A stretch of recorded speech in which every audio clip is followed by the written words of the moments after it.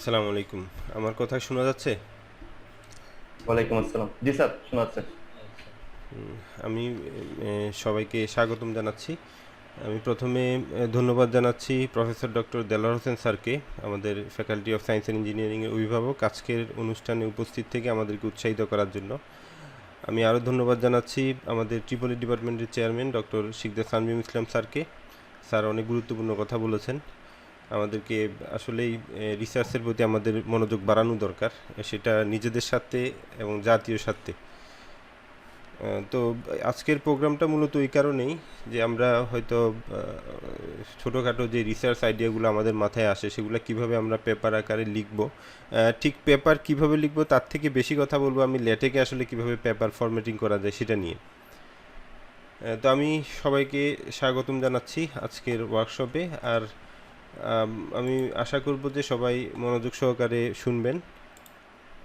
আরেকটা বিষয় হচ্ছে, একদিনে কিন্তু ল্যাটেক্স শেখা যাবে না, মানে আমি চেষ্টা করব আমার মূল বিষয়গুলো শেয়ার করার জন্য। তো এর বাইরে হয়তো আরও অনেক কিছু আছে যেগুলো হয়তো আমাদেরকে ফার্দার ইন্টারনেট থেকে হেল্প নিয়ে করতে হবে। আর আমিও ল্যাটেকের উপর যে অনেক এক্সপার্ট তা না, আমি মূলত এই পেপার কিভাবে লিখতে হয় সেটাই জানি। এখানে ল্যাটেকে আরও অনেক ধরনের কাজ করা যায়।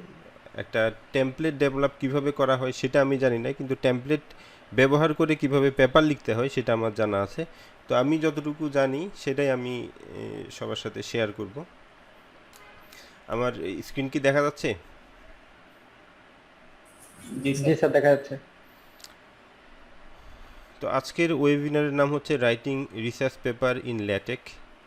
আমরা ল্যাটেকে কিভাবে রিসার্চ পেপার লিখব। রিসার্চ পেপার এখানে স্পেসিফিকভাবে আমি আলোচনা করব IEEE কনফারেন্স পেপার কিভাবে লিখতে হবে সেটা নিয়ে।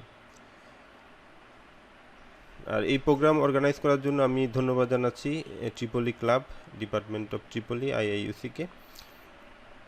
স্পেশালি ধন্যবাদ জানাচ্ছি আল সাইদ চৌধুরীকে, সেই কষ্ট করে এই প্রোগ্রামটা অর্গানাইজ করেছে। আমি Mohammad Abdul Kader, assistant professor, department of triple E. আর এইটা আমি রেকর্ড করছি। রেকর্ড করার পরে আমি টোটাল লেকচারটা আমি শেয়ার করে দিব, ওইটা আমার ইউটিউব চ্যানেলে আমি শেয়ার করে দিব। তো ওখান থেকে আপনারা ওটা পেতে পারেন। যদি এরকম হয় যে আপনাদের নেটওয়ার্কের সমস্যার কারণে আপনারা শুনতে পারেন নাই, তাহলে ওখান থেকে হয়তো আরেকবার দেখে নিতে পারবেন। আর এমনিতেই এই কথাগুলো হয়তো একবারে মনে থাকবে না, সুতরাং প্র্যাকটিস করার সময় ওই রেকর্ডেড ভিডিওটা দেখে করলে ভালো হবে। তো আজকের ওয়েবিনারের যে অবজেক্টিভ, আমরা প্রথমে ল্যাটেকের সাথে পরিচিত হব। তারপরে ল্যাটেক ল্যাটেক ল্যাটেকে কাজ করতে গেলে আমরা আমাদের কম্পিউটারেও কাজ করতে পারি অফলাইনে, আবার ক্লাউডেও কাজ করতে পারি। তো আমি মূলত ক্লাউডে কিভাবে কাজ করব সেটাই দেখাবো। ক্লাউডে একটা ল্যাটেক এডিটর আছে যেটার নাম হচ্ছে ওভারলিফ। তো ওভারলিফে কীভাবে আমরা কাজ করতে পারি সেটা আমি দেখাবো। এরপরে ল্যাটেকে কিভাবে ট্যাবল ড্র করা যায়, কিভাবে ল্যাটেকে ইকুয়েশন লেখা যায়, কিভাবে ফিগার ইনসার্ট করা যায়, এগুলো আমি দেখাবো। এগুলো দেখানোর মূল কারণটা হচ্ছে আমরা আসলে IEEE কনফারেন্স পেপার কিভাবে লিখব সেটাই আমরা শিখব। তো IEEE কনফারেন্স পেপার লিখতে গেলে এই বিষয়গুলো আমাদেরকে জানতে হবে। হয়তো আমাদের পেপারে কোনো ট্যাবল আছে, সেটা আমরা কিভাবে ড্র করব, ইকুয়েশন থাকলে সেটা কিভাবে লিখব, ফিগার কিভাবে ইনসার্ট করব, এই বিষয়গুলো আমাদের জানতে হবে। তো শুরুতে আমি এগুলো সম্পর্কে একটু ধারণা দিব, এরপরে আমি টেমপ্লেটে যাব। তো আমি প্রথমে একটা IEEE কনফারেন্স পেপার দেখাই যে পেপারগুলা কেমন হয়। এই যে এখানে আমার নিজের একটা পেপার আছে। এই যে প্রথমে পেপারের একটা নাম থাকে, এখানে পেপারের টাইটেল থাকে, তারপরে এখানে অথরদের নাম থাকে, অথরদের অ্যাফিলিয়েশন থাকে, এরপরে হচ্ছে অ্যাবস্ট্রাক্ট থাকে, তারপরে কিছু কিওয়ার্ড থাকে, এরপর ইন্ট্রোডাকশান থাকে। ইন্ট্রোডাকশানে আবার যদি এমন হয় যে আমরা কোনো একটা কোনো ইনফরমেশান অন্য কোনো কারো কাছ থেকে নিয়েছি, অন্য কোনো সোর্স থেকে নিয়েছি, তো সেই ক্ষেত্রে সেই সোর্সকে সাইট করতে হয়, এভাবে সাইটেশন দিতে হয় এখানে। আবার এই সাইটেশনের জন্য শেষে একটা রেফারেন্স থাকে। এখানে যে আমি 1 দিয়েছি, 1 নাম্বার একটা রেফারেন্স থাকে, সেখানে ওই সোর্সের ডিটেল ইনফরমেশন থাকে। এরপরে ফিগার হলে ফিগারের এভাবে ফিগারের টাইটেল দিতে হয়। তারপরে এই যে এখানে আছে প্রিভিয়াস ওয়ার্ক কন্ট্রিবিউশন, হয়তো প্রিভিয়াস ওয়ার্ক সম্পর্কে লিখতে হয়। এরপরে মেথোডোলজি, কিভাবে এই এখানে যেই কাজটা আছে সেটা কীভাবে করা হলো সেটা নিয়ে লিখতে হয়। তারপরে হচ্ছে রেজাল্ট, ইমপ্লিমেন্টেশন, এগুলো নিয়ে ইনফরমেশান লিখতে হয়, রেজাল্টগুলো অ্যানালাইসিস করতে হয়, শেষে কনক্লুশন লিখতে হয়, আর লিস্ট অফ রেফারেন্স এটা থাকে। তো এটা বিভিন্ন রকম পেপার লেখার স্টাইল বিভিন্ন রকম, ফরম্যাটিংটা একই রকম, কিন্তু এটা হচ্ছে একটা প্রজেক্ট বেসড রিসার্চ পেপার। তো প্রজেক্ট বেসড রিসার্চ পেপার লিখতে গেলে একভাবে লিখতে হয়, আবার কিছু আছে সিমুলেশন বেসড যদি হয় সেক্ষেত্রে হয়তো অন্যভাবে লিখতে হয়, কিন্তু ফরম্যাট এটাই থাকে। মানে এখানে যেরকম আছে ডাবল কলাম, এখানে টাইটেলগুলো যেভাবে দিতে হয়, অথরের নাম যেভাবে দিতে হয়, ফিগারগুলার নেম যেভাবে দিতে হয়, ঠিক হুবহু একইভাবে লিখতে হবে, তবে কন্টেন্ট আলাদা হতে পারে। হয়তো প্রজেক্ট রিলেটেড পেপার একরকম হতে পারে, তারপরে কোনো সিমুলেশন রিলেটেড পেপার যেগুলো আছে, কোনো অ্যালগোরিদম ডেভেলপমেন্ট রিলেটেড, সেটার যে রেজাল্ট সেগুলো হয়তো অন্যভাবে আমরা প্রেজেন্টেশন করব, কিন্তু টেমপ্লেটটা মোটামুটি এরকম থাকে।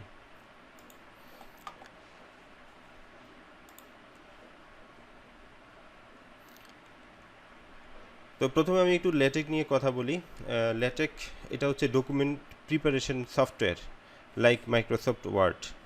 এটার সাথে আমরা সবাই পরিচিত। এটা সব শ্রেণীর মানুষ আসলে মাইক্রোসফট ওয়ার্ডই ব্যবহার করে, আমরা সবাই সব ধরনের কাজে মাইক্রোসফট ওয়ার্ড ব্যবহার করি। তো ল্যাটেক কিন্তু মাইক্রোসফট ওয়ার্ডের বিকল্প সেটা আমি বলছি না, মাইক্রোসফট ওয়ার্ড আমরা ব্যবহার করব, কিন্তু আমরা যদি খুব সুন্দরভাবে কোনো একটা পেপারের যে একটা টেমপ্লেট যে ফরম্যাট থাকে সেটা যদি খুব সুন্দরভাবে আমরা করতে চাই, তাহলে ল্যাটেকটাই হচ্ছে বেস্ট। ওয়ার্ডের থেকেও ল্যাটেকে ফরম্যাটিং করাটা অনেক সহজ, সময় অনেক কম লাগে, এবং সেটা দেখতেও আউটলুকটা অনেক সুন্দর হয়। আর ল্যাটেক হচ্ছে একটা ওপেন সোর্স সফটওয়্যার। আমরা সবাই জানি মাইক্রোসফট কিন্তু ওপেন সোর্স না, মাইক্রোসফট কিনে নিতে হয়, কিনে ব্যবহার করতে হয়, কিন্তু ল্যাটেক ওপেন সোর্স সফটওয়্যার। আর ল্যাটেক এটা মাইক্রোসফট ওয়ার্ডের সাথে এটার একটা পার্থক্য আছে। মাইক্রোসফট ওয়ার্ডে আমরা যেটা লিখি, যেভাবে লিখি সেটাই মানে যেভাবে আমরা লিখছি, যেভাবে আমরা দেখছি, আমরা যদি ওটাকে প্রিন্ট করি ঠিক একইভাবে আমরা পাবো। কিন্তু ল্যাটেকে আসলে এভাবে আমরা যেভাবে লিখছি, ল্যাটেকের ডকুমেন্টটা ঠিক ওভাবে জেনারেট হবে না। আমরা যখন লিখি, আমরা জাস্ট কিছু টেক্সট লিখি, কিছু কমান্ড লিখি, আর সেটার যে আউটপুট অথবা সেটার যে প্রিন্টেবল ডকুমেন্ট সেটা কিন্তু অন্যভাবে শো করে। ল্যাটেককে বলা হয় মার্কআপ ল্যাঙ্গুয়েজ। এটা অনেকটা HTML এই টাইপের হাইপার টেক্সট মার্কআপ ল্যাঙ্গুয়েজ। এটা HTMLও কিন্তু এটা মার্কআপ ল্যাঙ্গুয়েজ, এটাও মার্কআপ ল্যাঙ্গুয়েজ। মার্কআপ ল্যাঙ্গুয়েজ আবার কোনো প্রোগ্রামিং ল্যাঙ্গুয়েজ না। আমরা যেরকম সি, ম্যাথল্যাব, পাইথন যেগুলো চিনি, এগুলো প্রোগ্রামিং ল্যাঙ্গুয়েজ। প্রোগ্রামিং ল্যাঙ্গুয়েজে বিভিন্ন কন্ডিশন থাকে, লুপ থাকে, বিভিন্ন অ্যারে থাকে। এখানে ওইরকম কিছু নাই, এখানে কিছু কমান্ড আছে শুধু টেক্সট এডিটিংয়ের জন্য, কিছু কমান্ড আছে, সেই কমান্ড দিয়েই আমরা টেক্সট কমান্ড এগুলো মিক্স করে একটা ডকুমেন্ট তৈরি করব। তো ডকুমেন্ট এখানে আমরা যেগুলো লিখছি সেগুলো আসলে কম্পাইলড হবে, কম্পাইলড হয়ে আরেকটা ফাইল জেনারেট করে, সেটা PDF ফাইল অথবা অন্য ফরম্যাটে আরও কিছু ফাইল জেনারেট হয়। আর ল্যাটেক মেইনলি ইউজ করা হয় একাডেমিক পারপাসে, স্পেশালি বই লেখার জন্য অথবা রিসার্চ পেপার লেখার জন্য, এইসব লেখার জন্যই কিন্তু ল্যাটেকটা ইউজ হয়। সাধারণ মানুষ ল্যাটেক ইউজ করে না। আর ল্যাটেক প্রথমে শেখাটা একটু বেশি ইফোর্ট দিতে হয়, সময় সাপেক্ষ ব্যাপার প্রথমে শেখাটা, কিন্তু একবার যদি আমরা শিখে ফেলতে পারি তাহলে আমাদের অনেক জটিল কাজ আমরা খুব সহজে করে ফেলতে পারবো, স্পেশালি রিসার্চের জন্য। কারণ রিসার্চে এক এক ধরনের জার্নালে এক এক ধরনের টেমপ্লেট ফলো করতে হয়, এক এক ধরনের কনফারেন্সে এক এক ধরনের টেমপ্লেট ফলো করতে হয়। তো ওইটা আমরা ওয়ার্ডে লিখতে গেলে, আমি হয়তো একটা রিসার্চ পেপার ওয়ার্ডে লিখলাম, এখন অন্য একটা জার্নালে আমি দিতে যাচ্ছি, এখন ওয়ার্ড থেকে ওই জার্নালের যে টেমপ্লেট সেটাতে লিখতে গেলে কিন্তু আমাদেরকে অনেক ধরনের ঝামেলায় পড়তে হবে, আর ওইটা বেশ সময় লাগবে। কিন্তু ল্যাটেকে যদি একটা টেমপ্লেট দেওয়া থাকে, ল্যাটেক টেমপ্লেটে ওইটা অ্যারেঞ্জ করতে খুব বেশি সময় লাগে না। তো এটা শুরুতে শিখতে গেলে হয়তো আমাদের কাছে একটু অন্যরকম মনে হবে যে ওয়ার্ডে আমি খুব সহজে লিখে ফেলতে পারি, আর এখানে কমান্ড লিখতে হয়, অনেক কমান্ড আমাকে মনে রাখতে হবে, এটা ঝামেলা। কিন্তু আলটিমেটলি আমরা যদি এটা শিখে রাখি, অবশ্যই রিসার্চের জন্য যে রিসার্চ পেপার আমরা লিখবো সেগুলো ফরম্যাটিং করা আমাদের জন্য অনেক সহজ হয়ে যাবে। তো ল্যাটেকের কথা আমি বলেছি, একটা হচ্ছে আমরা আমাদের পিসিতে কাজ করতে পারি অফলাইনে সফটওয়্যার ইনস্টল করে, আর একটা হচ্ছে আমরা ক্লাউডে কাজ করতে পারি। তো পিসিতে যদি কাজ করতে হয়, আমরা দুইটা সফটওয়্যার আমাদেরকে ডাউনলোড করতে হবে। এই সফটওয়্যারগুলো অবশ্যই ওপেন সোর্স সফটওয়্যার, এগুলোর জন্য কোনো টাকা পে করতে হবে না। তো এটা একটা হচ্ছে যে টেক্সট ইঞ্জিন, অথবা এটাকে বলা হয় ডিস্ট্রিবিউটর, এটা দিয়েই মূলত আমরা যে লেখাগুলো লিখব সেগুলাকে আউটপুট হিসাবে মানে পিডিএফ হিসাবে শো করে এই সফটওয়্যারটা। এটার নাম হচ্ছে মিকটেক্স, আর এটা ডাউনলোডের যে লিঙ্কটা আছে সেটা আমি এখানে দিয়ে দিয়েছি। এরপরে হচ্ছে আমরা লিখব কোথায়, লিখার জন্য এটাকে আমরা রাইটিং এনভায়রনমেন্ট বলি অথবা বলি টেক্সট এডিটর। আমরা যেগুলো লিখার জন্য হচ্ছে এই সফটওয়্যারে আমরা লিখব, আর এই সফটওয়্যারে লিখার পরে সেটা প্রিন্টেবল ফাইলে কনভার্ট করবে এই মিকটেক্স এই সফটওয়্যারটা। আর এই সফটওয়্যারটাও ফ্রি, এটা আমরা এই লিঙ্ক থেকে ডাউনলোড করতে পারি। তো এটা হচ্ছে আমরা যদি আমাদের পিসিতে কাজ করতে চাই। আমি এই টেক্সট স্টুডিও সফটওয়্যারটা আমি দেখাচ্ছি, যে আমার এখানে আছে টেক্সট স্টুডিও সফটওয়্যারটা।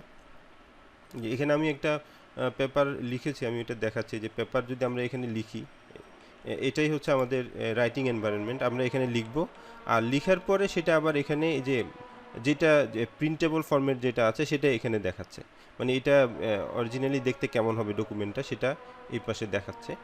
তো এখানে এটার আউটলুকটা খুবই চমৎকার হয়। আমরা ওয়ার্ডে লিখলে যেরকম হয় অনেক ফরম্যাটিংয়ের অনেক ভুল ত্রুটি থাকে, এখানে কিন্তু কোনো ধরনের ফরম্যাটিংয়ের কোনো ভুল থাকবে না।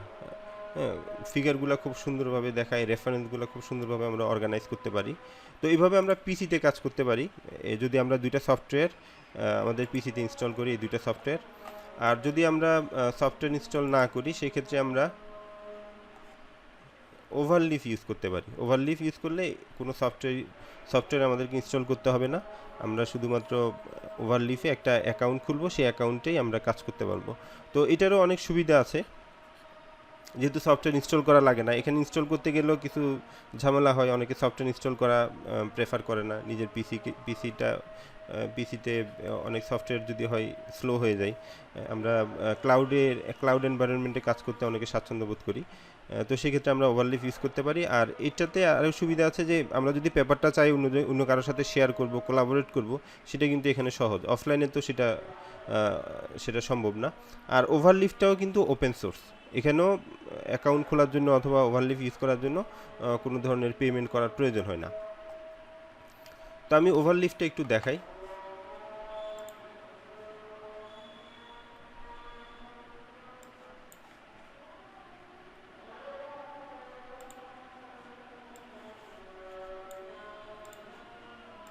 আমরা যদি গুগলে সার্চ করি ওভারলিফ লিখে,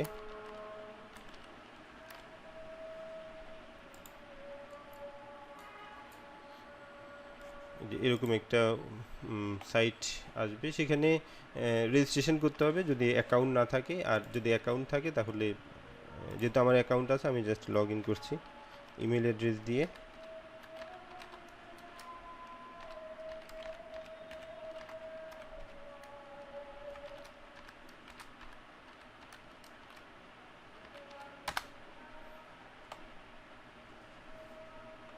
এই যে আমি লগ ইন করলাম, লগ ইন করার পরে এরকম একটা উইন্ডো আসবে। এখানে আমার রিসেন্ট যেই কাজগুলো আছে সেগুলো এখানে দেখাচ্ছে, রিসেন্ট যে প্রজেক্টগুলো আছে। আমরা চাইলে এখানে নিউ প্রজেক্ট একটা অপশন আছে, নিউ প্রজেক্ট থেকে নতুনভাবে কোনো একটা ব্ল্যাঙ্ক প্রজেক্ট ওপেন করতে পারি। তো ব্ল্যাঙ্ক প্রজেক্ট যদি আমরা এখানে ওপেন করি, প্রথমে এটার একটা নাম দিতে হয়। সাপোজ আমি জাস্ট এইভাবে একটা নাম দিলাম।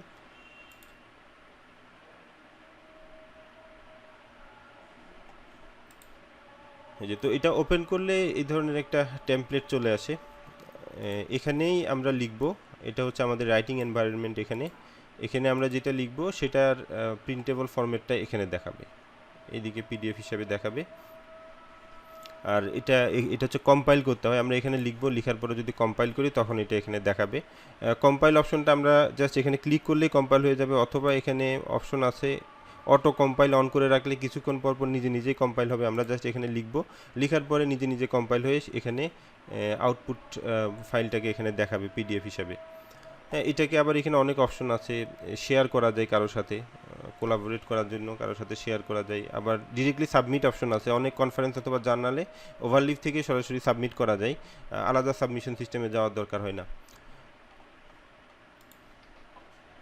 তো আমি এখানে প্রথমে যে লিখব এটার একটা ফরম্যাট আছে, এটাকে আমরা কিভাবে লিখব, ডকুমেন্ট ফরম্যাটটা কেমন সেটা একটু আমি দেখাচ্ছি আগে, তারপর এখানে আমি ছোট একটা প্রজেক্ট আগে দেখাবো। তো এই যে লেটেকে ডকুমেন্ট স্ট্রাকচারটা কেমন হয়, লেটেকে ডকুমেন্টের দুইটা পার্ট থাকে, একটাকে বলা হয় প্রিএম্বল, আর একটা হচ্ছে মেইন বডি অথবা কন্টেন্ট। মেইন বডিতেই আমরা সব কিছু লিখবো, আর প্রিএম্বলে হচ্ছে এখানে ডকুমেন্ট টাইপটা, ডকুমেন্ট ক্লাসটা বলে দিতে হয়। ডকুমেন্ট ক্লাসের মধ্যে ডকুমেন্টের পেপার সাইজ কেমন হবে, এই জাতীয় কিছু ইনফরমেশান এখানে বলে দিতে হয়। তারপর ক্লাসের মধ্যে বিভিন্ন রকম ডকুমেন্ট ক্লাস আছে, আমি এখানে কিছু লিস্ট রেখেছি, যেমন আর্টিকেল, বুক, রিপোর্ট, লেটার, বিমার। বিমার মানে হচ্ছে এটা ল্যাটেকে পাওয়ার পয়েন্টের মতো প্রেজেন্টেশন স্লাইড তৈরি করার জন্য এই ক্লাসটা ইউজ করা হয়। আরও অনেক ক্লাস থাকতে পারে। তো এই ধরনের ডকুমেন্ট ক্লাসগুলো এখানে প্রথমে বলে দিতে হয়। তারপর হচ্ছে ইউজার প্যাকেজ। ল্যাটেকে যে আমরা বিভিন্ন ধরনের ফিগার ড্র করব, অথবা পিকচার ইনসার্ট করব, অথবা অ্যালগোরিদম ড্র করব, এটার জন্য অনেক প্যাকেজ আছে। ম্যাথমেটিক্যাল সিম্বলগুলার জন্য অনেক প্যাকেজ আছে। এই প্যাকেজগুলা বিভিন্ন ধরনের প্রতিষ্ঠান এগুলা তৈরি করে, অথবা অনেকে পার্সোনালি এগুলো তৈরি করে, ওপেন সোর্স হিসেবে এগুলো শেয়ার করে দেয়। তো এই প্যাকেজগুলো আমরা ব্যবহার করব এখানে। যেমন আমরা যদি ছবি ইনসার্ট করতে চাই, এই যে গ্রাফিক্স, এই প্যাকেজটা আমাদের দরকার হবে। তখন আমরা এখানে ইউজার প্যাকেজ, এখানে গ্রাফিক্স, এটা এভাবে লিখে দিব। তো একটা পেপার লিখতে গেলে এই ধরনের অনেক ইউজার প্যাকেজ আমাদেরকে ইউজ করতে হয়। তো এগুলাকে আমরা বলবো প্রিএম্বল, ইউজার প্যাকেজ, আর হচ্ছে ডকুমেন্ট ক্লাস, এই দুইটা। এর বাইরে এখানে ডকুমেন্ট যখন লিখব, ডকুমেন্ট শুরু হয় এভাবে, বিগিন ডকুমেন্ট, এন্ড ডকুমেন্ট, এর ভিতরে আমরা সব লিখব। আমরা একটা কনফারেন্স পেপার লিখলে যা কিছু লিখব সব এটার ভিতরেই লিখব। এই ফরম্যাটের ভিতরেই আমরা সব লিখব। তো এখন আমরা আবার ওভারলিফে যাচ্ছি। এই যে ওভারলিপে যদি আমরা দেখি, এখানে একই ব্যাপার, ডকুমেন্ট ক্লাস, আর এখানে ইউজার প্যাক একটা আছে নর্মালি টেক্সট ইনপুট দেওয়ার জন্য, আস্কি কোড ইনপুট দেওয়ার জন্য এখানে একটা ইউজার প্যাকেজ আছে। আর এখানে অটোমেটিক্যালি আমার এখানে একটা টাইটেল, অথর, ডেট, এটা চলে আসে। তো এটা এখানে উপরে দেখাই। এখানে আমরা যেগুলো লিখবো, টাইটেল যেটা দিব অথবা অথর নেম, ডেট যেটা দিব, সেটা এখানে দেখায়। আর এখানে এই যে বিগিন ডকুমেন্ট আর এন্ড ডকুমেন্ট, এর ভিতরে আমাদেরকে সব কিছু লিখতে হবে। তো টাইটেলগুলো অবশ্যই দেখানোর জন্য এখানে উপরে যে লেখাগুলো আছে এগুলো দেখার জন্য এখানে একটা কমান্ড দিতে হয়, সেটা হচ্ছে মেক টাইটেল। এই কমান্ডটা যদি আমরা দিই, এগুলো উপরে দেখাবে, আর এটা যদি আমরা বাদ দিয়ে দিই তাহলে ওটা দেখাবে না। এরপর একটা ডকুমেন্টের যদি আমরা কোনো একটা ফার্স্ট লেভেল হেডিং, অর্থাৎ একটা হেডিং দিতে চাই, যেমন ইন্ট্রোডাকশন একটা হেডিং দিতে চাই, এটাকে আমরা এভাবে লিখতে হবে, ব্যাকস্ল্যাশ সেকশন ইন্ট্রোডাকশন। এভাবে যদি লিখি এরকম একটা হেডিং তৈরি হবে। আমি এখানে আরেকটা লিখছি, সাপোজ আমি লিখলাম সেকশন, এখানে এরকম সেকেন্ড ব্র্যাকেটের ভিতরে সাপোজ আমি লিখলাম যে মেথোডোলজি। তো এভাবে যদি লিখে আমি এখানে কম্পাইল করি, যে আরেকটা হেডিং এখানে তৈরি হয়ে গেছে, মেথোডোলজি। তো আমি ল্যাটেকের কমান্ডগুলো নিয়ে আগে একটু দেখাই। আমি প্রেজেন্টেশন স্লাইডে যাচ্ছি আবার। এখানে ল্যাটেকের কমান্ডগুলো কিভাবে থাকে, আমরা এখানে যে দেখলাম ব্যাকস্ল্যাশ সেকশন, এই ধরনের কমান্ড আমরা লিখতে হয়, অনেক ধরনের কমান্ড লিখতে হবে। তো কমান্ডগুলোর বেসিক ফরম্যাটটা কি? ল্যাটেকের কমান্ডগুলো কেস সেন্সিটিভ, অবশ্যই এখানে আমাদের আপার কেস, লোয়ার কেস, এটা খেয়াল রাখতে হবে। আর যে কোনো কমান্ড স্টার্ট হবে এই ব্যাকস্ল্যাশ, এই অপারেটরের মাধ্যমে। এরপরে হচ্ছে কমান্ডের নাম লিখতে হয়, যেমন একটু আগে আমরা যেটা দেখলাম সেকশন, ব্যাকস্ল্যাশ সেকশন, এটা হচ্ছে একটা কমান্ড। আর কমান্ড টার্মিনেট হবে স্পেস দিলে। আমি যদি একটা স্পেস দিয়ে দিই, তার মানে হচ্ছে ল্যাটেক বুঝে নেয় যে কমান্ড হচ্ছে এখানে শেষ।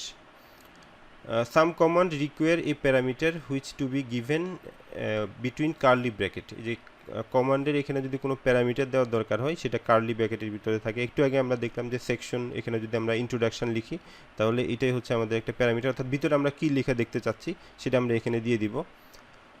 আর কিছু কমান্ডের ক্ষেত্রে আবার এডিশনাল কিছু অপশনাল প্যারামিটার দিতে হয়।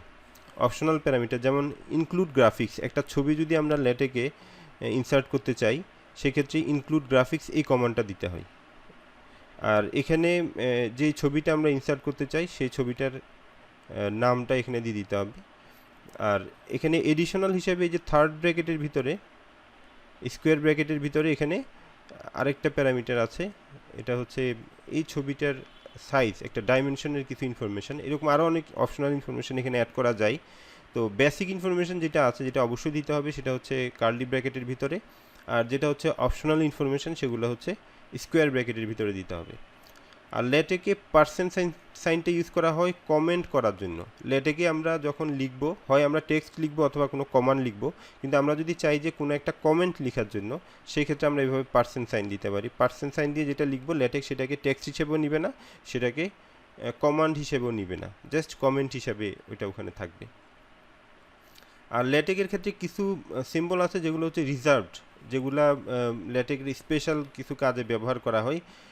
এই সিম্বলগুলো আমরা লেটেকে যদি দিই, সেক্ষেত্রে টেক্সটে যদি আমরা সরাসরি এই ধরনের সিম্বল ইউজ করি, হ্যাশ, এই যে ডলার সাইন, তারপর পার্সেন্ট সাইন, টেক্সটে সরাসরি ইউজ করলে সেটা ভুল দেখাবে। তো এই সিম্বলগুলো যদি আমরা টেক্সটে ইউজ করতে চাই, তাহলে অবশ্যই তার আগে ব্যাকস্ল্যাশ দিতে হবে। ব্যাকস্ল্যাশ দিলে তখন ওইটা দেখাবে। যেমন আমি যদি পার্সেন্ট দিতে চাই, আমি লিখলাম যে 50%, এভাবে একটা লেখা লিখলাম, এটা লেটেক এখানে পার্সেন্টের পরে যত লেখা আছে সবগুলোকে কমেন্ট হিসেবে ধরে নিবে, সেগুলো আর আমাদের আউটপুট ফাইলে আর দেখাবে না। তো সেই ক্ষেত্রে আমি যদি 50% লিখতে চাই, অবশ্যই এখানে আগে ব্যাকস্ল্যাশ দিয়ে তারপর পার্সেন্ট দিতে হবে। তো বিষয়টা আমি একটু দেখাই, এখানে ওভারলিফে দেখাচ্ছি। যেমন আমি এখানে যদি লিখি মোস্ট অফ দ্য স্টুডেন্ট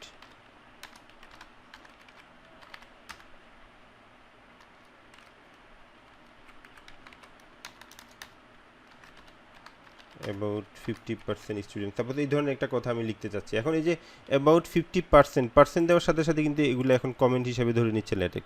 এটাকে যদি আমি কম্পাইল করি, এখন এখানে কিন্তু শুধুমাত্র অ্যাবাউট 50, এর পরের লেখাগুলো কিন্তু আর দেখাচ্ছে না।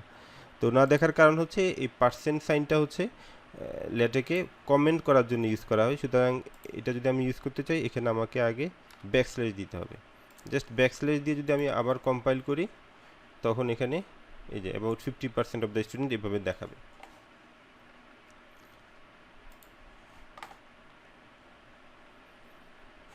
তো এবার আমি লেটেকে কিভাবে, লেটেক এনভায়রনমেন্ট কিভাবে ইউজ করতে হয় সেটা একটু দেখাই। লেটেকে আমরা লেটেক শুরু হচ্ছে begin end, begin document, end document, এভাবে। আর এটার ভিতরেও কিন্তু আমাদেরকে একই ফরম্যাটটা ইউজ করতে হয়। যেমন আমি যদি একটা টেবল ড্র করতে চাই লেটেকে, ওয়ার্ডে তো আমরা টেবল ইনসার্ট করা খুব সহজ, ওখানে ভিজুয়ালি ওরকম দেওয়া আছে, আমি কয়টা রো নিব, কয়টা কলাম নিব, ওটা নিয়ে তারপরে আমরা একটা টেবল তাড়াতাড়ি ক্রিয়েট করতে পারি। কিন্তু লেটেকে করতে গেলে অবশ্যই আমাদেরকে কিছু কোড লিখতে হবে। আর কোড লেখার জন্য লেটেকের ইন্টারনালি আমরা যে বিষয়গুলো লিখবো, ওখানে এরকম কিছু ফরম্যাট আমাদেরকে ইউজ করতে হয়, বিগেইন এন্ড। আর এটার ভিতরে আমরা হচ্ছে এটাকে বলি এনভায়রনমেন্ট। এখানে বিভিন্ন রকম বিষয় আসতে পারে, এখানে ফিগারের জন্য, ট্যাবলের জন্য আলাদা আলাদা আমরা এনভায়রনমেন্ট ইউজ করি, অর্থাৎ এই ফরম্যাটটাকে আমরা বলি লেটেক এনভায়রনমেন্ট। যেমন আমি যদি এরকম লিস্ট করতে চাই, department of triple E, department of ET, department of CSC, এই ধরনের ওয়ার্ডে করা তো এটা খুব সহজ, আমরা ওয়ার্ডে করে ফেলতে পারি সহজে। কিন্তু লেটেকে যখন আমরা এটা লিখতে যাব, লেটেকে অবশ্যই এই যে আইটেমাইজড একটা এনভায়রনমেন্ট আছে, যেটাকে আমরা লিস্ট এনভায়রনমেন্ট বলি, এই লিস্ট এনভায়রনমেন্টের ভিতরেই লিখতে হবে। এখানে হচ্ছে যে বিগেইন আইটেমাইজ আর এন্ড আইটেমাইজ, এটার ভিতরেই কিন্তু লিখতে হবে। আমি যদি এইভাবে লিখতে চাই, তাহলে এখানে আইটেমাইজ লেখার পরে এই যে item department of triple E, item department of ET, item department of CSC, এভাবে যদি লিখি তাহলে আউটপুটটা হবে এরকম। আবার এখানে যদি আমি নাম্বার দিতে চাই, নাম্বার দিতে চাইলে এখানে এই কিওয়ার্ডটা দিতে হবে, তারপরে এই কিওয়ার্ডটা দিয়ে শেষ করতে হবে। আর এখানে তাও আইটেম দিয়ে আমরা যেগুলো দেখাতে চাচ্ছি সেগুলো দেখব। তো ওই ক্ষেত্রে এখানে নাম্বার দেখাবে 1 2 3 এভাবে দেখাবে। তো এটা একেবারেই বেসিক ফরম্যাট, এগুলোর জন্য অনেক অ্যাডভান্স কিছু আছে, মানে আমি যদি 1 2 3 না দিয়ে আরও সুন্দর কোনো বুলেট ফন্ট এখানে ইউজ করতে চাই, সেটা কিভাবে করব, এগুলো আমরা যদি হেল্প ফাইলে যাই, এখানে ওভারলিফ থেকেও কিন্তু হেল্প নেওয়া যায়। ওভারলিফে বিভিন্ন রকম ফরম্যাট দেওয়া আছে, যে আমি লিস্ট এনভায়রনমেন্ট কীভাবে ইউজ করব, অথবা আমরা যদি গুগলে সার্চ করি, এগুলোর জন্য আরও অনেক অ্যাডভান্স বিষয় আসবে। তো আমি জাস্ট এটা একটু দেখাই, এখানে যেটা আছে।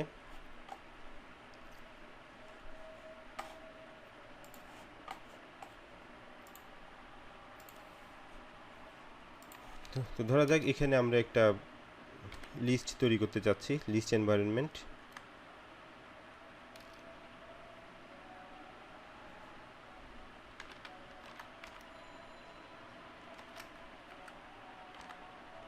তো এগুলো যে মুখস্থ রাখতে হবে তা না, আমি যদি জাস্ট এভাবে বিগেন আইটি আইটেমাইজ, এটা অটোমেটিক চলে আসছে। আমি এটাকে যদি সিলেক্ট করি, এনভায়রনমেন্টটা তৈরি হয়ে গেছে, আইটেমাইজ, এন্ড আইটেমাইজ, আর মাঝখানে আমি কি লিখবো সেটা। এখন আমি যদি ফার্স্ট আইটেম যদি লিখি যে এখানে ট্রিপলি, তারপরে আরেকটা আইটেম যদি এভাবে লিখতে চাই, এই যে আইটেম অটোমেটিক এটা চলে আসতেছে এখানে।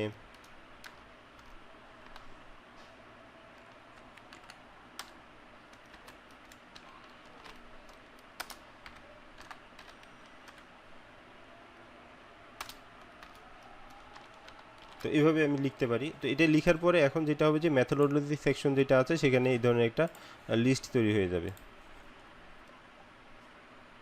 এই যে এরকম একটা লিস্ট তৈরি হয়ে গেছে। এরপরে আমি যদি এটাকে যে নাম্বার হিসেবে যদি আইটেমটাকে দেখতে চাই,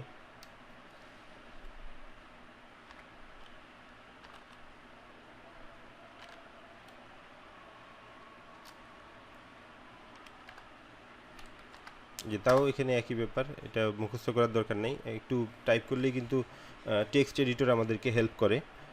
তো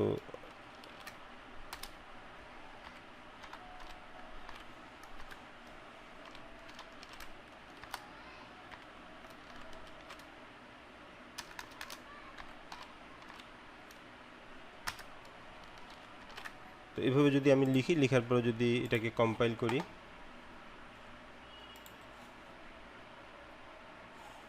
এই যে এখন এভাবে নাম্বার হিসাবে দেখাচ্ছে লিস্টটা।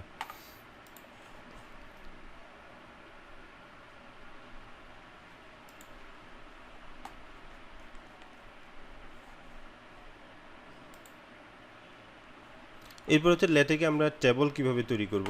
ল্যাটেকে যদি ট্যাবল তৈরি করতে চাই, যেমন এখানে আমি কিছু এক্সাম্পল দেখিয়েছি, এই ট্যাবলটা যদি আমি ল্যাটেকে তৈরি করতে চাই, আমি কিভাবে করব সেটা। তো ট্যাবল এনভায়রনমেন্ট ইউজ করতে হবে, তখন এখানে লিখতে হবে বিগিন টেবুলার, এন্ড টেবুলার, এভাবে লিখতে হবে। তো এভাবে লিখলে, লেখার পরে এখানে আমরা যে ট্যাবলটা দেখতে পাচ্ছি, এখানে যেমন প্রথমে একটা রো আছে, সেই রোতে আমরা লিখেছি এসএল, নেম, প্রাইস, এভাবে। তারপর আরও কয়েকটা রো আছে। তো এই রোটা একটু সেপারেট, এই রোতে আপার হেডার যেটা আছে, উপরের লাইনটাও আছে, নিচের লাইনটাও আছে। তো এটা আমরা ল্যাটেকে কিভাবে লিখব, ল্যাটেকে এটা দেওয়ার পরে এখানে ল্যাটেকে কয়টা কলাম কয়টা হবে সেটা এই সেকেন্ড ব্র্যাকেটের ভিতরে লিখে দিতে হয়।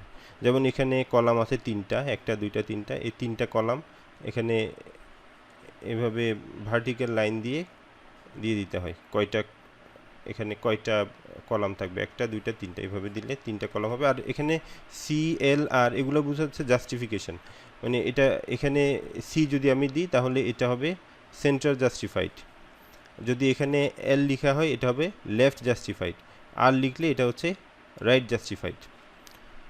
আর এখানে যেটা আছে যেমন এটা লেখার পরে আমি প্রথমে একটা এইচ লাইন, হরাইজন্টাল লাইন, এই যে প্রথম লাইনটা দেওয়ার জন্য এইচ লাইন দিলে এই লাইনটা এখানে হবে। তারপরে এই লাইনের পরে আমি লিখব এখানে সিরিয়াল, নেম, প্রাইস। তো যেটা লিখব এটা ভিন্ন ভিন্ন কলামে হবে। প্রথম কলামে হচ্ছে এসএল, তারপর নেম, তারপর হচ্ছে প্রাইস। তো এখানে যেটা এসএল লিখছি, এটা সেপারেট করার জন্য, পরবর্তী কলামের সাথে সেপারেট করার জন্য এখানে এন্ড দিতে হয়, এন্ড সাইনটা দিতে হবে। তাহলে SL, and sign, name, and sign, price, এটা যদি দিই তখন তিনটা কলামে এই তিনটা আইটেম বসে যাবে। এরপরে এরপরে হচ্ছে নিউ লাইন কমান্ড, এটা হচ্ছে নিউ লাইন কমান্ড, কারণ এটার পরে পরবর্তী লাইনে চলে যেতে হবে। তো ডাবল ব্যাকস্ল্যাশ যেটা আছে এটা হচ্ছে নিউ লাইন কমান্ড, সব ক্ষেত্রেই এটা ব্যবহার করা হয়। তো নিউ লাইন কমান্ডের পরে এখানে আবার আমরা এইচ লাইন, হরাইজন্টাল লাইন আরেকটা দিয়েছি, যে এটা হরাইজন্টাল লাইন, এটা আসলো। তারপরে আমরা এখানে এই কলামগুলোতে কি লিখব, যেমন প্রথম কলামে আমি লিখছি 1 মাইক্রোকন্ট্রোলার 500, তাহলে আমি লিখব 1 এন্ড মাইক্রোকন্ট্রোলার এন্ড 500। আর এটা দেওয়ার মানে হচ্ছে এর পরের নিউ লাইনে, পরের লাইনে চলে যাবে। পরের লাইনে হচ্ছে 2 motor driver 280, 2 and motor driver 280, এভাবে নিউ লাইন, তারপরের লাইনটা আমরা লিখলাম। আর লাস্টের যেই এটার ক্লোজিং যেই লাইনটা আছে সেটা হচ্ছে এইটার কারণে আসছে এইচ লাইন। এভাবে দেওয়ার পরে আমরা এন টেবুলার দিলে এই টেবলটা তৈরি হয়ে যাবে। তো আমরা যখন ট্যাবল লিখবো, একটা পেপারে যখন ট্যাবল দিব অবশ্যই ট্যাবলের উপর একটা টাইটেল দিতে হয়, ট্যাবলের নাম্বার দিতে হয়, ট্যাবল 1, তারপরে এই ট্যাবলের একটা টাইটেল দিতে হয়। আবার এটার ক্রস রেফারেন্সিং করা লাগে, এই ট্যাবলটা আমরা টেক্সটের ভিতরে লিখা লাগে, হয়তো আমরা এই ট্যাবলে কী শো করেছে, কী ইনফরমেশান শো করেছি সেটার ক্রস রেফারেন্সিং করতে হয়। এখন সেটা করতে গেলে আমাদেরকে অবশ্যই ট্যাবলটাকে, ট্যাবলের এনভায়রনমেন্টটাকে এইভাবে ডিফাইন করতে হয়, বিগেইন ট্যাবল, এন্ড ট্যাবল, এটা আর এটার ভিতরে হচ্ছে টেবুলার। এখন এখানে যেটা দিয়েছি সেটা হচ্ছে টেবুলার, অর্থাৎ টেবল ড্র করার জন্য হচ্ছে এইটা। আর আমরা যদি এটার টাইটেল দিতে চাই, এই ট্যাবলে যদি টাইটেল দিতে চাই তখন আমাদেরকে এই উপরের যে এনভায়রনমেন্ট সেটার ভিতরেই কিন্তু এটা লিখতে হবে। তো এখানে যেমন স্ল্যাশ ব্যাকস্ল্যাশ দিয়ে সেন্টারিং লেখা হয়েছে, তার মানে হচ্ছে ট্যাবলটা সেন্টার জাস্টিফাইড থাকবে। ক্যাপশন, ট্যাবলের ক্যাপশনটা এখানে লেখা আছে প্রাইস লিস্ট, তাহলে ট্যাবলের ক্যাপশনটা দেখাবে উপরে এভাবে, এই যে এখানে যেটা দেখাচ্ছে ট্যাবল 1 প্রাইস লিস্ট এভাবে দেখাচ্ছে। তারপরে বাকিটা হচ্ছে এটার মতোই, আমি এখানে যেটা দেখিয়েছিলাম টেবুলার, এখানে কয়টা কলাম হবে এবং জাস্টিফিকেশনটা কেমন হবে আর কোন রোতে কি ইনফরমেশন থাকবে সেগুলো এইভাবে লিখে দিতে হবে। আবার এখানে ট্যাবল এনভায়রনমেন্টে আরেকটা অপশনাল প্যারামিটার এখানে আমরা অনেক সময় দিতে পারি, এরকম এইচটি, এটা বোঝাচ্ছে ট্যাবলের পজিশনিংটা কেমন হবে। পেপারে যখন ট্যাবল থাকে ওই ট্যাবলটা অনেক সময় হয়তো রিকোয়ারমেন্ট থাকে যে ট্যাবল অথবা ফিগারগুলো হচ্ছে হয় পেজের উপরে থাকবে অথবা পেজের নিচে থাকবে, ওভাবে বলে দেওয়া থাকে যে হয় পেজের উপরে, লিখার মাঝখানে ট্যাবল থাকতে পারবে না। তো ওইরকম যদি কোনো রিকোয়ারমেন্ট দেওয়া থাকে তখন আমরা লেটেককে ওইটা ফোর্স করতে পারি যে হয় ট্যাবলটা এইচ মানে হচ্ছে হেয়ার, আমি যেখানে লিখাটা লিখছি ঠিক তার পরপরই ট্যাবলটা দিবে লেটেক। এখানে ল্যাটেকে কিন্তু আমরা যখন ট্যাবলগুলো দিই সে কিন্তু অর্গানাইজ করে নিজের মতো করে অর্গানাইজ করে নেয়, মানে আমি যে লিখছি লিখার পরে যে ট্যাবলটা আসবে তা না, এটা ডকুমেন্টটাকে সুন্দর করে অ্যারেঞ্জ করার জন্য হয়তো বা ট্যাবলটা তার পরের পেজেও নিতে পারে। তো এখন ল্যাটেকে যদি আমরা বলে দিই যে এখানেই দিতে হবে, এইচ এখানে দিয়ে দিই তাহলে এখানেই দিবে। আবার এইচ টি যদি দিই, টি মানে হচ্ছে at the top of the page, সেই ক্ষেত্রে এখানে যদি দিতে না পারে তাহলে পরবর্তী পেজের টপে ওই ট্যাবলটাকে রাখবে, অথবা বি দিলে at the bottom of the page. তো এইভাবে পজিশনিংটাও বলে দেওয়া যায়, শুধু এটা ট্যাবলের জন্য না, একটা ফিগারের জন্য কিন্তু আমরা এইভাবে পজিশনিং বলে দিতে পারি যে পেজের কোন অংশে এই ট্যাবলটা থাকতে হবে। আমি যদি বলি যে এখানে শুধুমাত্র টি টপে থাকবে তাহলে ল্যাটেক ওভাবেই অ্যারেঞ্জ করবে যে কোনো একটা পেজের টপে এই ট্যাবলটাকে দিবে। আমার কথা কি শোনা যাচ্ছে? জি স্যার। জি জি স্যার। স্যার, শোনা যাচ্ছে। আচ্ছা ঠিক আছে।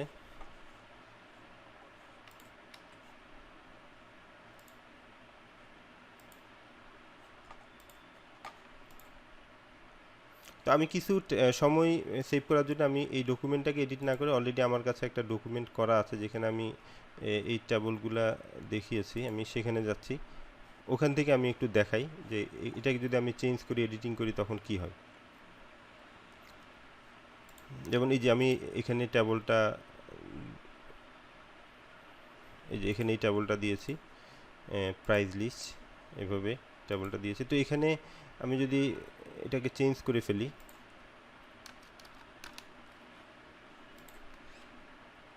এই যে এখানে সি না দিয়ে আমি যদি এল দিই সবগুলাতে, তাহলে লেখাগুলো এতক্ষণ সেন্টার জাস্টিফাইড ছিল, এখন সবগুলা লেফট জাস্টিফাইড হয়ে যাবে। আর আরেকটা বিষয় হচ্ছে আমরা এখানে যেটা লিখছি এই লেখাগুলা কোথায় আছে, মানে আমি এখানে ট্যাবল লিখলাম, এই ট্যাবলটা ডকুমেন্টের কোথায় আছে সেটা হয়তো আমাকে এভাবে খুঁজে বের করতে হবে। সেটা যদি খুঁজে বের করার অনেক সময় কষ্ট হয়, এখানে তো কয়েকটা পেজ মাত্র, কিন্তু আমাদের যদি এরকম 100-150 পেজের একটা বই থাকে তাহলে আমরা এইভাবে কীভাবে খুঁজে বের করবো যে এই ট্যাবলটা ঠিক এই ডকুমেন্টের কোথায় আছে। তো এখানে খুব চমৎকার একটা অপশন আছে, আমি যদি এখানে কার্সরটা রেখে এই যে এখানে ক্লিক করি তাহলে এটা কোন লোকেশান আছে সেটা দেখাই দিবে। এটা হয়তো অন্য জায়গায় থাকতে পারে, জাস্ট আমি এখানে ক্লিক করে এখানে দিব, ওইটা চলে আসবে অটোমেটিক, মানে এটা কোথায় আছে, এই যে ট্যাবলটা এখানে আছে। তো আমি এখানে এখন আগে ছিল সেন্টার জাস্টিফাইড, এখন হয়ে গেছে লেফট জাস্টিফাইড, যেমন এগুলো এখন সেন্টার জাস্টিফাইড আছে। আমি যদি এটাকে রিকম্পাইল করি, এই যে এগুলো এখন লেফট জাস্টিফাইড হয়ে গেছে, লেফটে চলে আসছে। তো এখানে ট্যাবলগুলো ডিফাইন করা আছে। এইভাবে আমাদেরকে প্র্যাকটিস করতে হবে আগে কিছুটা, মানে নিজে নিজে একটা ব্ল্যাঙ্ক ডকুমেন্ট খুলে এগুলো প্র্যাকটিস করতে হবে। আমরা যদি প্র্যাকটিস করার পরে যদি একবার মাথায় গেঁথে ফেলতে পারি যে এইভাবে টেবল ডিফাইন করা হয়, তখন আমাদের কাছে এটা খুব সহজ মনে হবে। ওয়ার্ডে লিখতে যতটুকু সহজ, এখানে আরও সহজ মনে হবে, কারণ এখানে জাস্ট কিবোর্ডে টাইপ করলেই হয়, এখানে মাউস ধরাই লাগে না। জাস্ট কিবোর্ডে আমরা টাইপ করব, যেগুলা লিখবো সেগুলা অনেক সময় টেক্সট হিসেবে দেখাবে, অনেক সময় ফিগার হিসেবে দেখাবে, অনেক সময় ট্যাবল হিসেবে দেখাবে। এখানে ট্যাবল ড্র করার দরকার নেই, ট্যাবলের জন্য আমরা শুধু কিছু কমান্ড লিখেছি। এরপরে আরও কিছু এরকম ট্যাবল যদি দরকার হয়, যে আমাদের এখানে হয়তো প্রথমে যে আমরা টাইটেলটা দিচ্ছি, একাধিক কলামকে মার্জ করে আমরা এখানে একটা টাইটেল দিচ্ছি, এখানেও একাধিক কলামকে মার্জ করে আমরা একটা টাইটেল দিচ্ছি, এরকম যদি হয় সেটার জন্য ল্যাটেকে অপশন আছে, মাল্টি কলাম অথবা মাল্টি রো, যে এখানে সেটা আমি দেখিয়েছি। সেটা অবশ্য আমি এখান থেকে দেখালে ভালো হবে। যে পরবর্তীতে আছে যে মাল্টি রো, মাল্টি কলাম, এই ধরনের ট্যাবল যদি আমরা করতে চাই কিভাবে করব, এই যে এই ট্যাবলটা। তো এটার ক্ষেত্রে একটা প্যাকেজ ইউজ করতে হবে, কারণ multi row multi column basic যে প্যাকেজগুলো আছে সেখানে নাই। এখানে ইউজার প্যাকেজ যে মাল্টি রো, এটা যদি আমরা ব্যবহার করি তখন এখানে কিছু কমান্ড আমরা ইউজ করতে পারবো, এই যে মাল্টি কলাম এভাবে ইউজ করতে পারবো। এখানে আমি যেটা করেছি, টেবুলার এনভায়রনমেন্টে আমি এখানে 1 2 3 4 5 6 6টা কলাম এখানে ডিফাইন করে দিয়েছি, যে 6টা। আর এখানে প্রথমে লিখেছি মাল্টি কলাম 4, মানে এখানে প্রথম 4টা কলামকে এখানে মার্জ করতে হবে। প্রথম 4টা কলাম, এই 4টা 1 2 3 4, এই 4টা কলামকে মার্জ করতে হবে। মার্জ করে এখানে লিখতে হবে কি লজিক স্টেট, এই যে এখানে যে লেখাটা আমি লিখবো সেটাই এখানে দেখাবে। আবার আমি যদি চাই পরবর্তীতে আরও এইভাবে করার জন্য, এখানে দুইটা কলাম আছে, দুইটা কলামকে মার্জ করে আমি এটা লিখেছি। তো এখানে এই যে মাল্টি কলাম 2, এখানে অবশ্যই একটা এন্ড সাইন দিতে হয়, মানে এরকম আমি আরও অনেকগুলো লিখতে পারি, এন্ড দি এরকম আরও অনেকগুলো কন্ডিশন আমি দিতে পারি। তো এখানে দুইটা কলামকে মার্জ করে সেটা মোটর স্ট্যাটাস, এই লেখাটা এখানে লিখেছে। আবার আমরা যদি চাই এখানে দুইটা লাইন এইভাবে দিব, মানে এখান থেকে একটু এটা সেপারেট করব সুন্দরের জন্য, সেক্ষেত্রে আমরা এরকম ডাবল হরাইজন্টাল লাইন দুইটা কমান্ড দিতে পারি। দুইটা কমান্ড দিলে এখানে পরপর দুইটা লাইন চলে আসবে। তো বাকিগুলো আগের মতোই। আবার এখানে শুধু যে মাল্টি কলাম তা না, মাল্টি রো, এখানে মাল্টি রো আমরা যদি চাই যে এই কয়েকটা রো মার্চ করে এখানে কোনো একটা টাইটেল দিব, সেটাও আমরা করতে পারি। তখন এখানে মাল্টি কলামের জায়গায় মাল্টি রো হবে।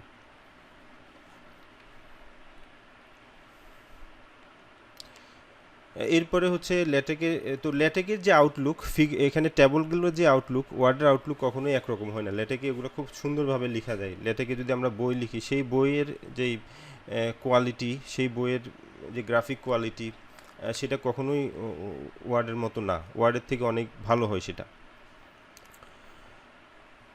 এখন ম্যাথমেটিক্যাল ফর্মুলা আমরা কিভাবে ল্যাটেকে লিখব। ল্যাটেকে ম্যাথমেটিক্যাল ফর্মুলা লেখার 3টা ওয়ে আছে। একটা হচ্ছে inline math mode.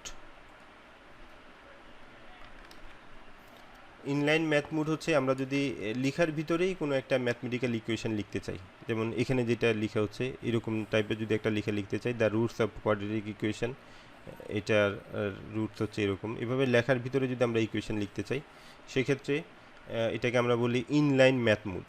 Inline math মুডে ডলার সাইন দিয়ে শুরু হয়, ডলার সাইন দিয়ে শুরু হয়, ডলার সাইন দিয়ে শেষ হয়, এই আমাদেরকে ফর্মুলাটা লিখতে হয়। এক্সাম্পল হিসেবে এখানে আছে, যেমন এটা হচ্ছে আউটপুট, মানে ল্যাটেককে আমরা উপরের যে লাইনটা আছে সেটা লিখলে এটা আউটপুট হিসেবে ল্যাটেক দেখাবে। তো এখানে যেটা লিখছি আমি, প্রথমে কিছু text, the roots of the quadratic equation, এরপর হচ্ছে আমি ইকুয়েশনটা লিখবো। তো ডলার সাইন দিয়ে শুরু হচ্ছে, ডলার সাইন দিয়ে শেষ হচ্ছে, আর এখানে যেটা লেখা হচ্ছে যে এ এক্স স্কোয়ার। তো এটা হচ্ছে পাওয়ার দেওয়ার জন্য ক্যাপ সাইনটা, এটা দিলে এক্স স্কোয়ার, তারপর plus b x plus c, তাহলে এটা ইকুয়েশন হিসেবে এখানে দেখাবে। তো এখানে ইকুয়েশনের যে ফন্টগুলো আছে এগুলো একেবারেই ডিফারেন্ট, ওয়ার্ডের মতোই না। হ্যাঁ, এগুলা আমরা যদি দেখি, ওভারঅল ডকুমেন্টটা যদি একসাথে দেখি, তাহলে এটা অনেক সুন্দর দেখায়। তারপরে আমরা যদি এরকম কোনো একটা ম্যাথমেটিক্যাল এক্সপ্রেশন দেখতে চাই, এখানে ফ্র্যাকশন আছে, তো ফ্র্যাকশন, তাহলে এখানে উপরে হচ্ছে নিউমারেটর, নিচে ডিনোমিনেটর, এভাবে আমাদেরকে লিখতে হবে। তো এটা লেখার জন্য একইভাবে, যেহেতু আমরা ইনলাইনে দেখাচ্ছি, আমরা ডলার সাইন দিয়ে শুরু করব, ডলার সাইন দিয়ে এখানে শেষ করব। আর ফ্র্যাকশনের জন্য একটা কমান্ড আছে ব্যাকস্ল্যাশ, সব কমান্ডই কিন্তু ব্যাকস্ল্যাশ দিয়ে শুরু হবে, সুতরাং এটা বলার অপেক্ষা রাখে না। এরপরে হচ্ছে এফ আর এসি এভাবে যদি আমরা দিই তখনই এখানে এই যে ফ্র্যাকশনের জন্য ফ্র্যাকশনের এটা এভাবে আসবে। এফ আর এসি যদি আমি দিই এখানে দুইটা কার্লি ব্র্যাকেট দেখাবে, এই ব্র্যাকেট এই ব্র্যাকেট, এই ব্র্যাকেটে আমরা নিউমিনেটর লিখব আর এই ব্র্যাকেটে হচ্ছে ডিনোমিনেটর লিখব। তো এখানে প্রথম যেই কার্লি ব্র্যাকেটটা আছে সেখানে হচ্ছে এই যে মাইনাস বি, আবার এখানে প্লাস মাইনাসের জন্য হচ্ছে এভাবে তাও একটা কমান্ড দিতে হয়, ব্যাকস্ল্যাশ পিএম প্লাস মাইনাস, এটা দিয়ে তারপর হচ্ছে আমরা আম, এটা জাস্ট পিএম দিয়ে একটা ব্ল্যাঙ্ক, পিএম এর সাথে আর কিছু নাই, এটা এভাবে ব্ল্যাঙ্ক রাখলে হয় এই ব্র্যাকেটটাকে, এভাবে পিএম দিলাম। এরপরে হচ্ছে স্কোয়ার রুট, এই যে root over b square minus four AC, এটার জন্য হচ্ছে তাও স্কোয়ার রুট একটা কমান্ড আছে সেটা, আর ব্র্যাকেটের ভিতরে লিখে দিব স্কোয়ার রুটের ভিতরে কি থাকবে সেটা এভাবে লিখে দিচ্ছি, b square minus four AC. তো এটা হচ্ছে আমাদের নিউমিনেটর ছিল, উপরে কোনটা থাকবে, আর ডিনোমিনেটরে শুধুমাত্র এখানে 2a থাকবে, তো এখানে 2a। তো এইভাবে লিখতে হবে। তো এটা শুরুতে অবশ্যই আমাদের কাছে মনে হবে খুবই অড মনে হবে যে আমরা এইভাবে ইকুয়েশন লিখছি, ওয়ার্ডে তো আমরা একভাবে লিখতে পারি, কিন্তু এটা কিন্তু আরও তাড়াতাড়ি হয় আমরা যদি কিছু প্র্যাকটিস করি, জাস্ট এই কিওয়ার্ডগুলো যদি আমাদের মনে থাকে। আর খুব মনে রাখারও দরকার নাই, কারণ টেক্সট এডিটরগুলো হচ্ছে আমি জাস্ট এইভাবে দিয়ে এফআর দিলেই বাকিটা দেখাই ফেলবে। হ্যাঁ, তো ওইভাবে লিখতে পারি। আমি এখানে লেটেকে একটু ওভারলিফে দেখাচ্ছি। সাপোজ আমি এই ডকুমেন্টের লাস্টের দিকে একটা ইকুয়েশন লিখতে চাই,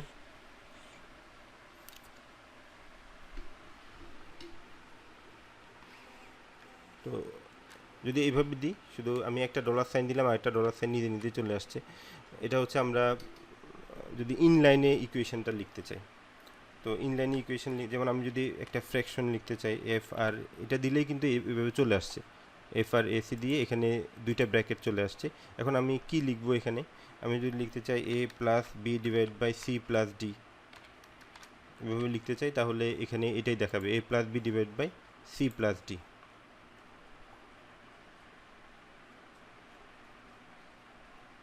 এই যে এখানে এটা দেখাচ্ছে A plus B divide by C plus D, এটা খুব ছোটো হিসাবে দেখাচ্ছে এখানে, এটাকে আমরা জুম করে নিতে পারি যদি আমাদের প্রয়োজন হয় আর কি, এভাবে জুম করেও দেখতে পারি।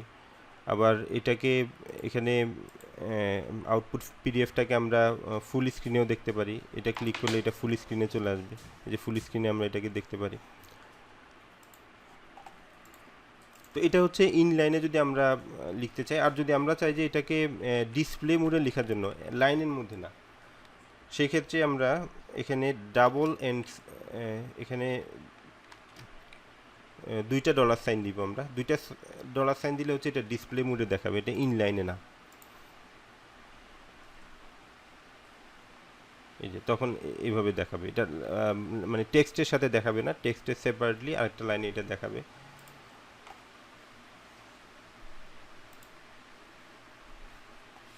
এই যে এখানে সেটা আমি বলেছি যে ডিসপ্লে মোড ইউজ করতে গেলে অবশ্যই আমাদেরকে ডাবল ডলার সাইন ইউজ করে এখানে ফর্মুলাটা লিখতে হবে। যেমন আমি এই যে এখানে যে ফর্মুলাটা লিখেছি, Y N equals summation of K equals minus infinite থেকে infinite X K H N minus K, এটা লিখেছি। তো এটা লেখার জন্য এটা কিন্তু টেক্সটের সাথে দেখাচ্ছে না, আমি টেক্সট যেটা লিখেছি টেক্সটের পরপরে কিন্তু আলাদা একটা লাইনে এটা দেখাবে, এটাই হচ্ছে ডিসপ্লে মোড। তো এটা লেখার জন্য আমি এখানে কি লিখেছি, আমি এই যে ডাবল ডলার সাইন দিয়ে শুরু করেছি, ডাবল ডলার সাইন দিয়ে এখানে শেষ করেছি। তারপরে ওয়াইএন ইকুয়ালস, এই যে সামেশন দেওয়ার জন্য, এই সামেশনটা দেওয়ার জন্য হচ্ছে একটা কমান্ড আছে ব্যাকস্ল্যাশ সাম, এটা দিয়েছি। আর সামেশনের এখানে আমি উপরে নিচে আবার লিমিট দিয়েছি, কে ইকুয়ালস মাইনাস ইনফিনিট থেকে প্লাস ইনফিনিট এভাবে দিয়েছি। তো এটা যদি আমি নিচে কিছু লিখতে চাই সামেশনের নিচে, তাহলে আন্ডারস্কোর দিতে হবে। যে আন্ডারস্কোর দিয়ে আমি এখানে সামেশনের নিচে কি হবে সেটা বলে দিচ্ছি, এটা হবে কে ইকুয়ালস মাইনাস ইনফাইনাইট। তো ইনফাইনাইট সিম্বলটা সরাসরি দেওয়া যাবে না, এখানে ব্যাকস্ল্যাশ দিয়ে জাস্ট আইএনএফ, আইএন লিখলেই ওখানে লেটেক্স সাজেশন দিয়ে দেবে কি লিখতে হবে, তখন আইএনএফ টিওয়াই ওইটা আমরা সিলেক্ট করে দিলেই এটা চলে আসবে। তো এটা হচ্ছে নিচে দেখানোর জন্য, সামেশনের নিচে। আর সামেশনের উপরে কি থাকবে সেটা দেখার জন্য হচ্ছে, উপরের জন্য হচ্ছে এইটা, মানে আমরা যেরকম পাওয়ার দেওয়ার জন্য যে সাইনটা ইউজ করি ক্যাপ সাইনটা, সেই একই সাইন এখানে ইউজ করলে সামেশনের উপরে সেটা দেখাবে প্লাস ইনফাইনাইট। আর হচ্ছে সামেশনের পরে পাশে কি দেখাবে, যে X K H N minus K এভাবে। তো এই ইকুয়েশনের আউটলুকগুলো খুবই চমৎকার লেটেকে যেগুলো আছে।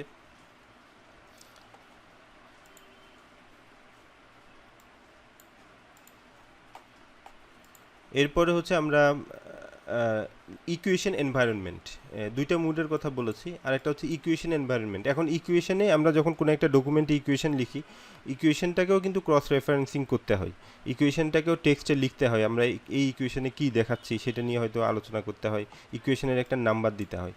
তো ওইটা করতে গেলে তখন আমাদেরকে ইকুয়েশন এনভায়রনমেন্ট ইউজ করতে হবে। আমরা যেরকম টেবল এনভায়রনমেন্ট ইউজ করেছি, তখন বিগিন ইকুয়েশন দিয়ে এন্ড ইকুয়েশন, এর ভিতরে হচ্ছে আমাদেরকে ফর্মুলাটা লিখতে হবে, লিখে তারপরে ওখানে ফর্মুলার জন্য এখানে ফর্মুলা যদি আমি একটা লেভেল দিই, এই লেভেলটাকে আমরা ক্রস রেফারেন্সিং করতে পারবো।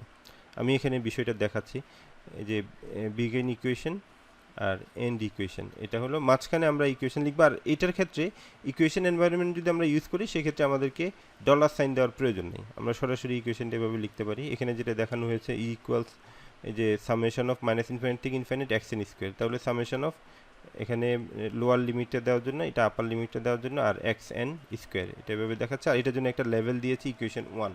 আর লেভেল যেটা দিয়েছি আমি, লেভেলে এখানে আমরা যে কোনো কিছু ইউজ করতে পারি, এখানে যে কোনো নাম আমরা দিতে পারি। আমি যদি E1 দিই, EQN1 দিই, এভাবে আমাদের সুবিধার জন্য আমরা এখানে একটা লেভেল দিতে পারি। এবং যখন আমরা ইকুয়েশনটাকে আমাদের ক্রস রেফারেন্সিং করব, অর্থাৎ টেক্সটে যখন ইকুয়েশন সম্পর্কে লিখব, ধরা যাক আমি ইকুয়েশন লিখতে চাচ্ছি the energy of a signal is calculated by equation 1, এভাবে লিখতে চাচ্ছি, সেক্ষেত্রে আমি ওই এখানে যে লেভেলটা দিয়েছি সেটাই আমাকে ইউজ করতে হবে। তো এই বিষয়টা আমি একটু দেখাচ্ছি, মানে আমরা কীভাবে একটা ইকুয়েশন এনভায়রনমেন্টে লিখবো এবং সেটা কীভাবে টেক্সটের মধ্যে সাইট করব অথবা ক্রস রেফারেন্সিং করব।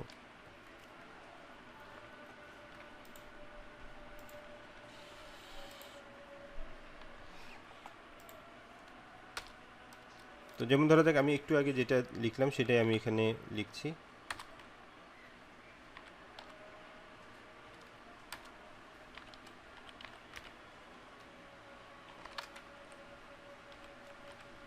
বিগিন দিয়ে এখানে ইকিউ লিখলে ইকুয়েশন এনভায়রনমেন্টটা চলে আসে, এই যে ইকুয়েশন এনভায়রনমেন্ট চলে আসলে এখানে আমি এখন ইকুয়েশনটা সরাসরি লিখতে পারবো। ইকুয়ালস, এই যে সামেশন সাম,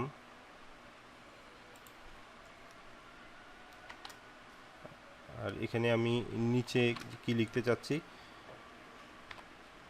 N equals minus,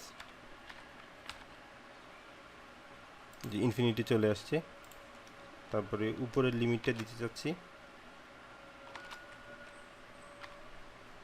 n equals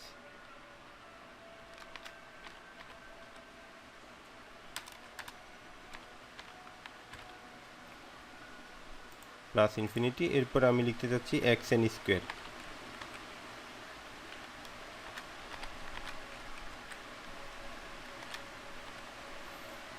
তারপর আমি ইকুয়েশনটার একটা লেভেল দিব,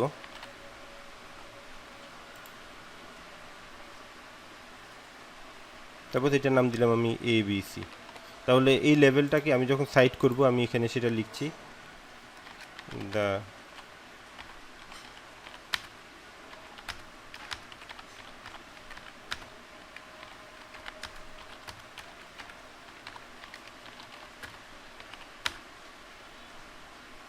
তো এখানে আমি লিখে দিব, এটাকে আমি রেফারেন্স দিব, রেফারেন্স দিয়ে যে ক্রস রেফারেন্সিং, এখানে এই যে অলরেডি চলে আসছে, আমাদেরকে রিকমেন্ড করছে আমরা কি লিখবো এখানে। তো যেহেতু আমি এটা লেভেল দিয়েছিলাম ABC, আমি এটাই লিখলাম ABC।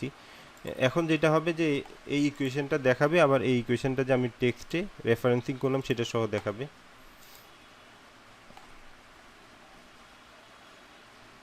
এই যে the energy of a signal can be calculated by 2, আমি এখানে দিয়েছি ABC, কিন্তু এটা দেখাচ্ছে 2 দেখাচ্ছে, কারণ হচ্ছে এর আগেও একটা ইকুয়েশন ছিল, যে ইকুয়েশনকে সে এখানে ল্যাটেক ওইটার নাম্বার দিয়েছিল 1।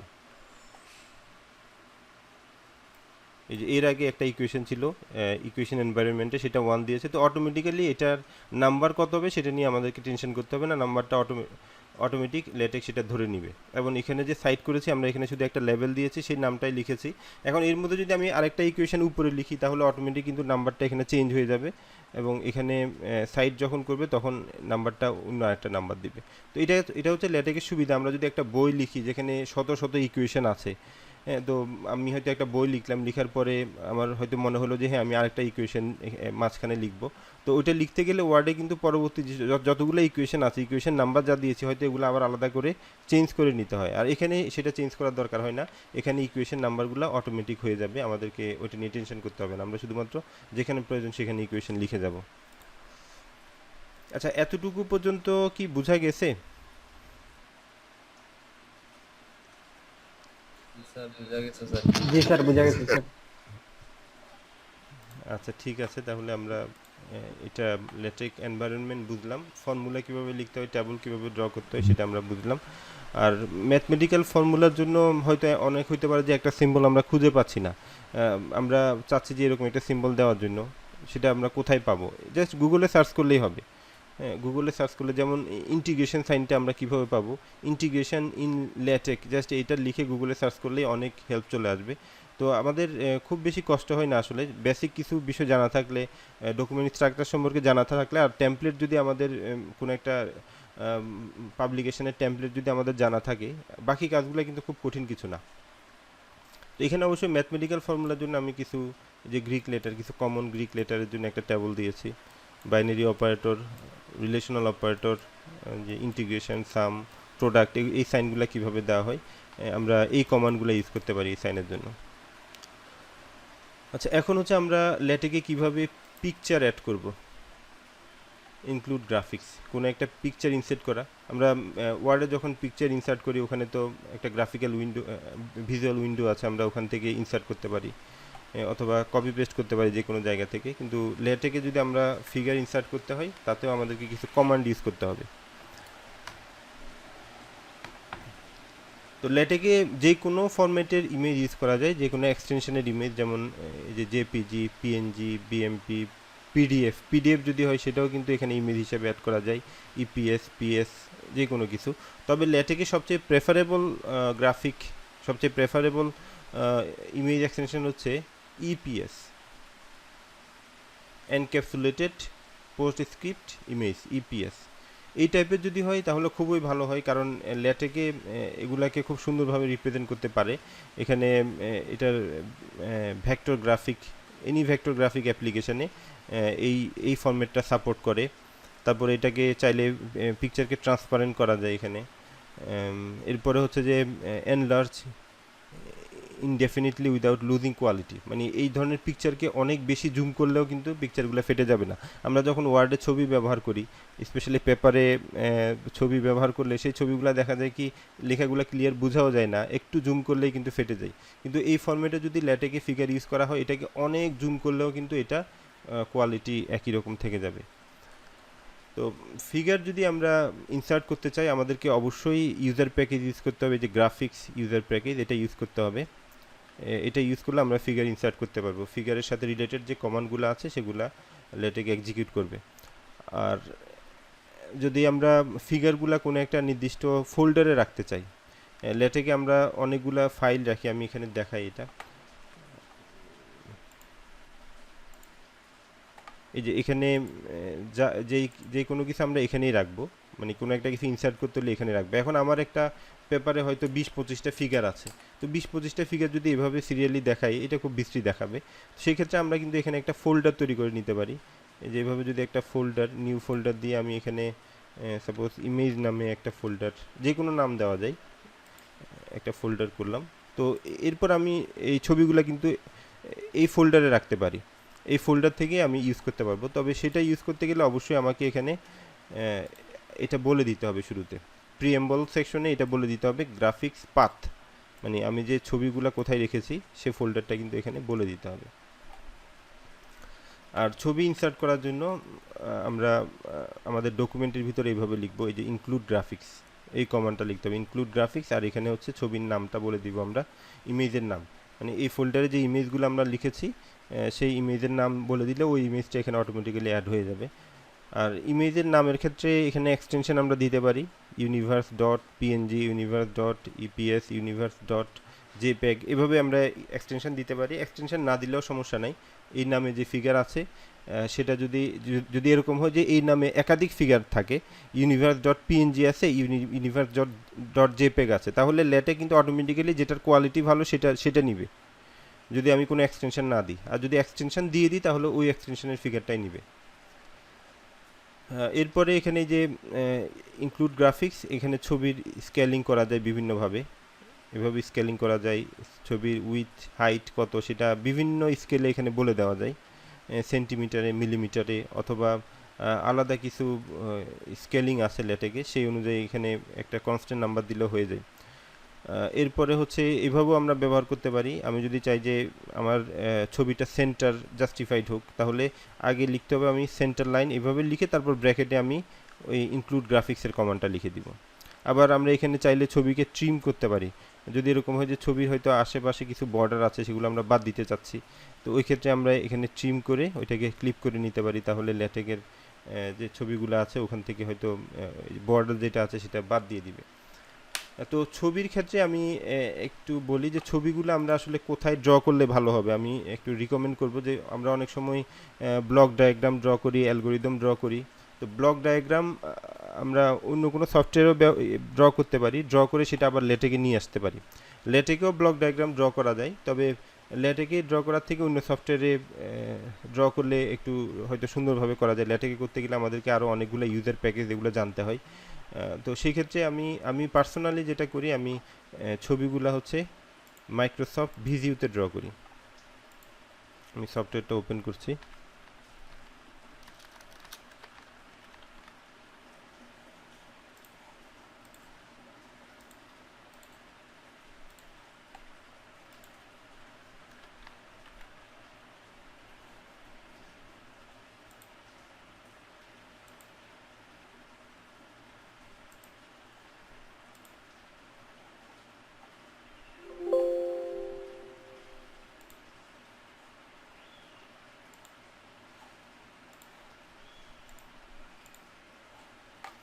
এই যে আমি এই ধরনের একটা ব্লক ডায়াগ্রাম ড্র করেছিলাম। এই যে এইভাবে ভিডিওতে কিন্তু খুব সুন্দরভাবে ব্লক ডায়াগ্রাম ড্র করা যায়। তো আমি এখানে কিভাবে ড্র করা যায় সেটা নিয়ে আমি কথা বলবো না। এটা গুগলে যদি ইউটিউবে যদি আমরা কিছু ভিডিও দেখে নিই যে ইয়াতে ভিডিওতে কিভাবে আমরা ব্লক ডায়াগ্রাম ড্র করতে পারি, তাহলে আমরা সেটা বুঝতে পারবো। এখন এই যে এই ছবিটা যদি আমি জাস্ট এখান থেকে এভাবে কপি করে ওয়ার্ডে নিয়ে যাই, সেটা কিন্তু খুব বেশি ভালো হয় না। ওয়ার্ডে অনেক সময় এটা জুম করলে ফেটে যায়। কিন্তু আমি যদি এটাকে ল্যাটেকে অ্যাড করতে চাই এই ছবিটা, একটা ওয়ে হইতে পারে আমি এখান থেকে এটাকে আমি সেভ করতে পারি, ফিগার হিসাবে এখানে সেভ করতে পারি। এখানে সেভ এজ চাইলে এটাকে আমি ফিগার হিসাবে সেভ করতে পারি, অপশন আছে। এই যে বিভিন্ন অপশন আছে, জেপিইজি ফিগার হিসাবে আমি এটাকে সেভ করতে পারি। তো আমি যেটা বলবো যে ইমেজ হিসেবে সেভ করলে কিন্তু ছবির কোয়ালিটি অত ভালো থাকবে না। ওইটার ক্ষেত্রে আমরা যেটা করতে পারি, এটাকে পিডিএফ হিসেবে সেভ করতে পারি। এভাবে পিডিএফ হিসেবে যদি সেভ করি, সেক্ষেত্রে ওই পিডিএফটাকে কিন্তু আমরা ইমেজ হিসেবে সুন্দরভাবে ব্যবহার করতে পারবো, এবং ওখানে মোটামুটি রেজলিউশন খুব ভালোই হবে। ওইটাকে অনেক জুম করলে ওইটা ফেটে যাবে না।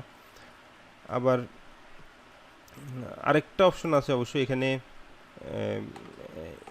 ইঙ্কস্কেপ নামে একটা সফটওয়্যার আছে।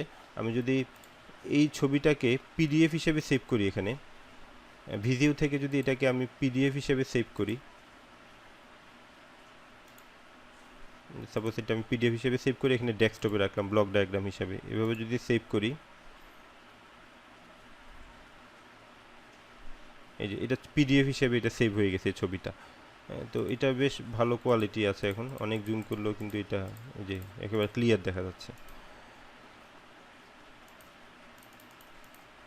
তো এটাকে আমরা চাইলে লেটেকের যে প্রেফারেবল ফরম্যাট যেটা ছিল,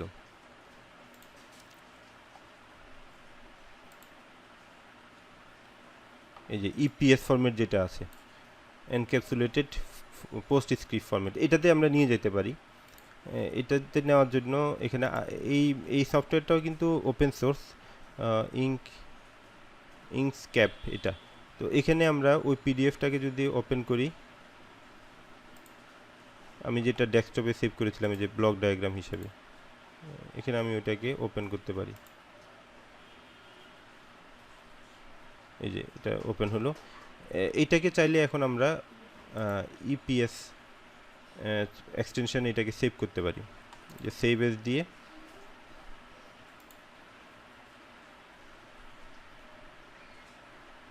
এই যে ইপিএস ফরম্যাট এটাকে আমরা সেভ করতে পারি।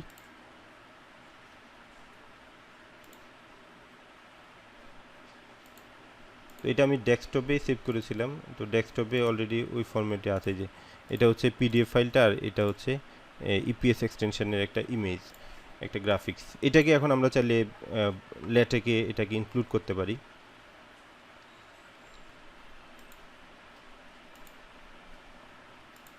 এই যে আমি এখানে দেখাচ্ছি। তো ল্যাটেকে ইনক্লুড করতে গেলে আমরা সেটাকে এই যে ইমেজের এখানে নিয়ে আসবো, ইমেজের ভিতরে সেটাকে রাখবো এই ফোল্ডারের ভিতরে। তো আমি এখানে আপলোড অপশনে গেলাম, আপলোড অপশনে গিয়ে এটা আমার পিসিতে ডেস্কটপে ছিল। এই যে ইপিএস আমি দুইটাই ইনসার্ট করছি, ইপিএস আর একটা হচ্ছে আমার পিডিএফ। এই যে ইমেজের মধ্যে এই দুইটা পিকচার এখন এখানে চলে আসছে।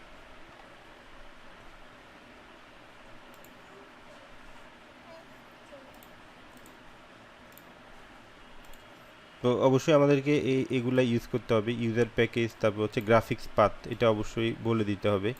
এগুলা প্রিএমবলে লিখে দিতে হবে, নাহলে কিন্তু এই কোডটা এক্সিকিউট হবে না। তো আমি শুরুর দিকে আচ্ছা এখানে ইউজার প্যাকেজ গ্রাফিক্স এটা ইনক্লুড করা আছে, আমি শুধু গ্রাফিক্স পাথ যেটা আছে সেটা লিখে দিলাম।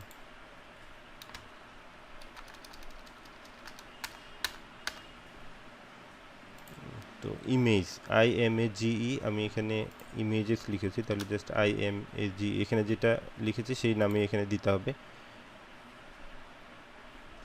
তো এবার যদি আমরা এটা ইনসার্ট করতে চাই ল্যাটেক্স ডকুমেন্ট, আমি এখান থেকে সরাসরি কপি করে দিচ্ছি।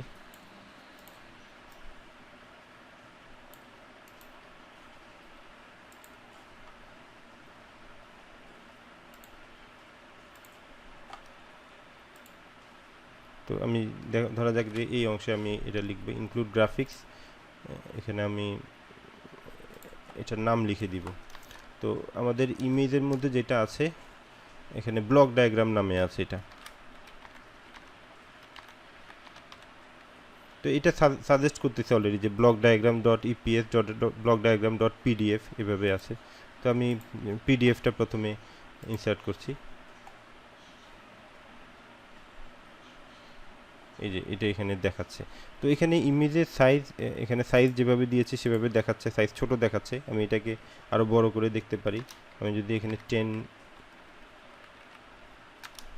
10 এভাবে দিই তাহলে এটা আরও বড় স্কেলে দেখাবে। এই যে আরও বড়োভাবে দেখাচ্ছে। এখন এটা আমাদের ডকুমেন্টে কতটুকু স্পেস আছে সেই অনুযায়ী এটাকে আমি অ্যাডজাস্ট করে নিতে পারি। আর এখানে এই যে একটা বর্ডার চলে আসছে আশেপাশে, চারপাশে একটা বর্ডার দেখাচ্ছে, এটা সুন্দর দেখাচ্ছে না। এক্ষেত্রে আমরা এটাকে একটু ট্রিম করে নিতে পারি। এটা আমি যদি কমান্ড হিসেবে এটা ব্যবহার করি,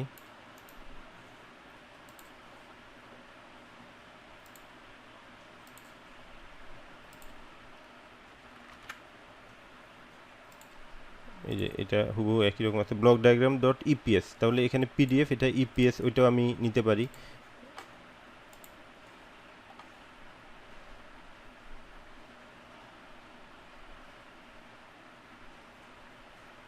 এই যে ইপিএস হচ্ছে এই ছবিটা। তো এটা অনেক বড় হয়ে গেছে, যার কারণে এটা পেজের মধ্যে এটা জায়গা হয় নাই। এক্ষেত্রে আমরা এটাকে উইথটাকে আমরা কমাই দিতে পারি। এটাকে যদি আমি 0.5 করে দিই, এই যে সেক্ষেত্রে এটা আরও ছোট হয়ে যাবে।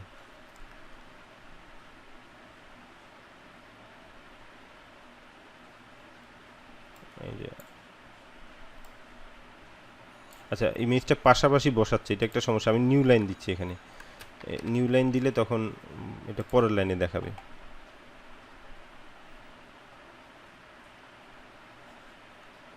এই যে এটা পরে চলে গেছে।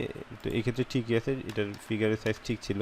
আমি যদি আবার 1 করে দিই তখন এটাকে বড় করে দেখাবে। এটার কিন্তু আবার কোনো বর্ডার দেখাচ্ছে না, কারণ আমি এটাকে ওই যে চারপাশ থেকে একটা স্কেলে আমি এটাকে ট্রিম করে নিয়েছি। যে ছবিটা অনেক ক্লিয়ার আছে। আমি এটাকে বড় করে দেখি।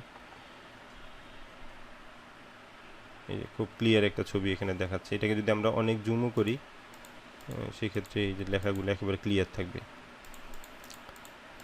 তো একটা পেপারের মধ্যে ছবিগুলোর কোয়ালিটি খুব ভালো থাকা উচিত। প্রেজেন্টেশন যদি ভালো না হয়, আমাদের কাজ হয়তো অনেক ভালো, এখন কাজ অনেক ভালো, কিন্তু এটা যদি প্রেজেন্টেশন ভালো না হয়, পেপারে যদি আমি খুব লো কোয়ালিটির ছবি ব্যবহার করি, তাহলে এটা কিভাবে বুঝবে? রিভিউয়ার যখন রিভিউ করবে তখন সে খুব বিরক্ত হবে, সে ওই পেপার সম্পর্কে ভালো কমেন্ট করবে না। তো এই জন্য প্রেজেন্টেশনের কারণে অনেক ভালো পেপারও অ্যাকসেপ্ট হয় না, আবার প্রেজেন্টেশনের কারণে অনেক একটু কম কোয়ালিটির পেপারও কিন্তু অ্যাকসেপ্ট হয়ে যায়। মানে পেপারের আউটলুকটাও একটা গুরুত্বপূর্ণ বিষয়। তো আমি এখানে বেশ কিছু বিষয় দেখাইলাম, স্পেশালি আমরা ছবিগুলোকে কিভাবে নিতে পারি। আমি রিকমেন্ড করব যে কোনো ধরনের ছবি আঁকার জন্য আমরা এটা ব্যবহার করতে পারি, মাইক্রোসফট ভিজিও। এখানে খুব সুন্দরভাবে ব্লক ডায়াগ্রাম ড্র করা যায়, অ্যালগোরিদম ড্র করা যায়, সেটা আমরা ওখানে ইউজ করতে পারি।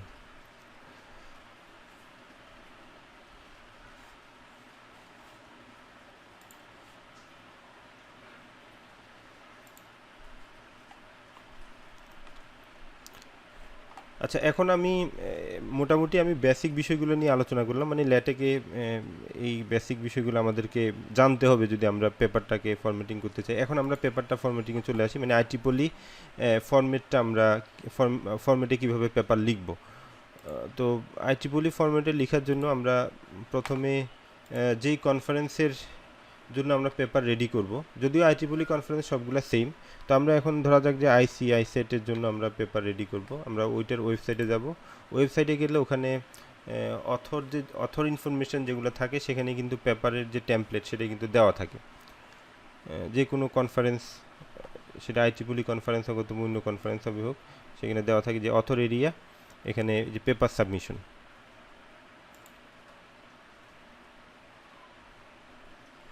এখানে গেলে যে এখানে আমাদের কনফারেন্সে যেহেতু এখানে দুইটা ডিসিপ্লিনের পেপার থাকবে, একটা হচ্ছে আইটিপলি অর্থাৎ ট্রিপলি ইটিসিএসসি ওই ট্র্যাকের পেপার, আর একটা হচ্ছে এনভায়রনমেন্টাল সায়েন্স ফার্মাসি, তো ওটার জন্য আলাদা। আইটিপলি পেপার লেখার জন্য আমরা যে এখানে ক্লিক করব, এখানে ক্লিক করলে এটা সরাসরি আইটিপলির যেই কনফারেন্স পাবলিশিংয়ের টেমপ্লেট ওখানে চলে যাবে। তো এখানে এই যে মাইক্রোসফট ওয়ার্ডের জন্য দেওয়া আছে টেমপ্লেট, আমরা ওয়ার্ডে লিখতে চাইলে এই যে A4 এভাবে লিখতে হবে। তারপরে যদি আমরা এটাকে ল্যাটেকে লিখতে চাই, ল্যাটেকের টেমপ্লেট এখানে দেওয়া আছে। আর যদি আমরা ওভারলিপে ইউজ করি, ওভারলিপ টেমপ্লেট আর ল্যাটেক টেমপ্লেট সেম, কিন্তু এটা ইউজ করেও কিন্তু আমরা ওভারলিপে ডাউনলোড করে, মানে ওভারলিপে আপলোড করে আমরা কাজ করতে পারি। আর যদি সরাসরি চাই যে ওভারলিপ টেমপ্লেট ইউজ করবো এখান থেকে, তো এখানে ক্লিক করলেই হয়ে যাবে। এখানে ক্লিক করলেই ওভারলিপের এই যে টেমপ্লেটটা এখানে চলে আসছে, আইটিপলি কনফারেন্স টেমপ্লেট এটা। তো এটা খুবই সহজ, এটাকে যদি আমি ক্লিক করি আর আমার যদি এখানে আমার অ্যাকাউন্টে যদি আমি লগ ইন করে থাকি, তাহলে এটা আমার অ্যাকাউন্টে এটা ওপেন হয়ে যাবে।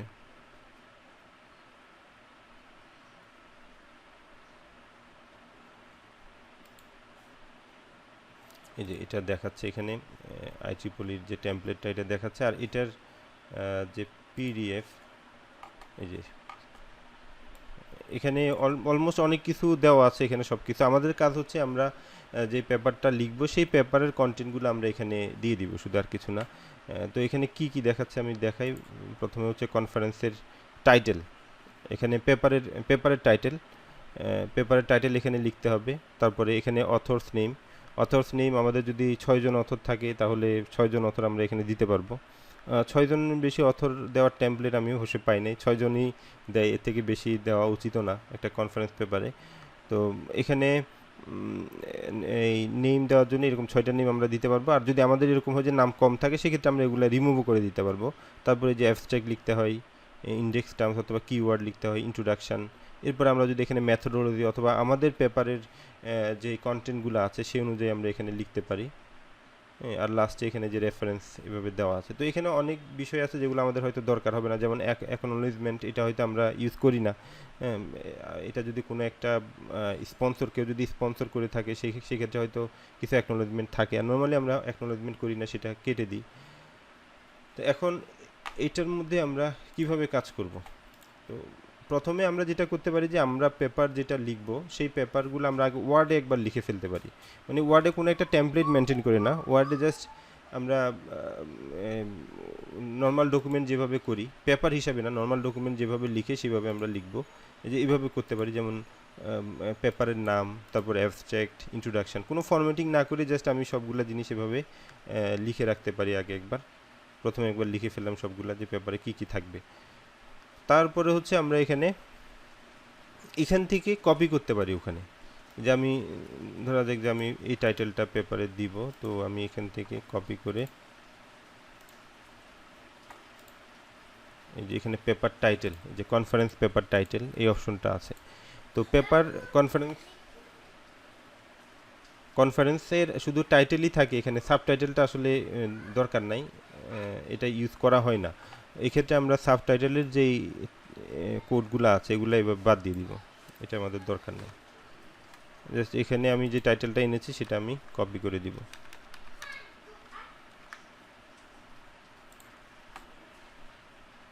এখন যদি আমি কম্পাইল করি, এখানে কিন্তু নামটা চেঞ্জ হয়ে যাবে। এই যে আমি যে নামটা দিয়েছি সেই নামটা এখানে চলে আসছে। এরপরে অথর নেম, যদি আমি অথর নেম দিতে চাই, যে এখানে অথরের নেমটা আমরা দিয়ে দিতে পারি।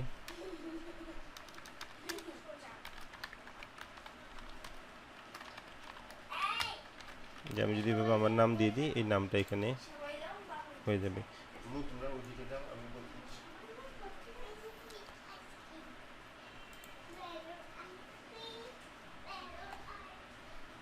এই যে এখানে আমি অবশ্যই সেকেন্ড অথরের এখানে লিখেছি মনে হয়, এই জন্য এখানে নাম চলে আসছে। আর যদি এটা আমরা বাদ দিতে চাই, এখানে সেকেন্ড যে এই কথাটা লিখছে সেটা যদি এভাবে বাদ দিতে চাই,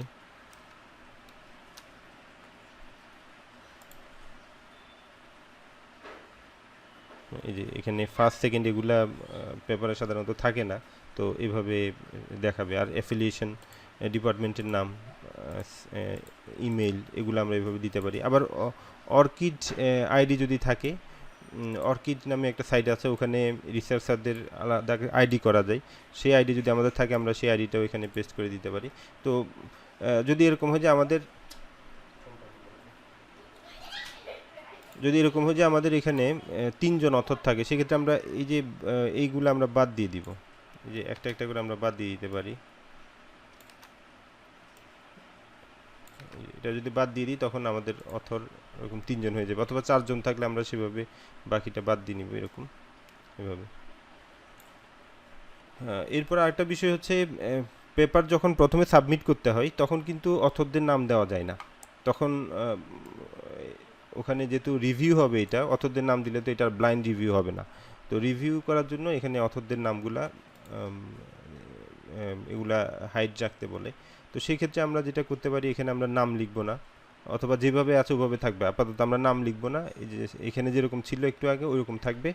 পরে যখন ফাইনাল ক্যামেরা রেডি পেপার, অর্থাৎ অ্যাকসেপ্ট হওয়ার পরে যখন বলবে যে পেপারটা আবার সাবমিট করার জন্য, তখন আমরা এখানে নাম দিয়ে দিব। এরপর হচ্ছে যে অ্যাবস্ট্রাক্ট। তো এখন আমার পেপারের জন্য আমি যে অ্যাবস্ট্রাক্টটা লিখেছি, সেই অ্যাবস্ট্রাক্টটা আমি এখান থেকে কপি করে নিতে পারি।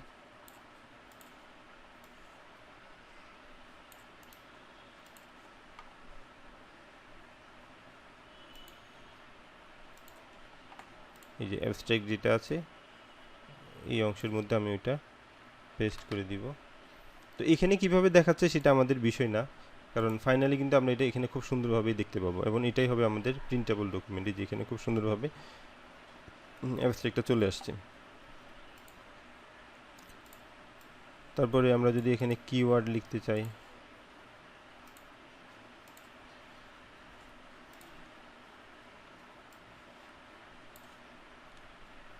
এই যে কিওয়ার্ড এখানে দিয়ে দিলাম।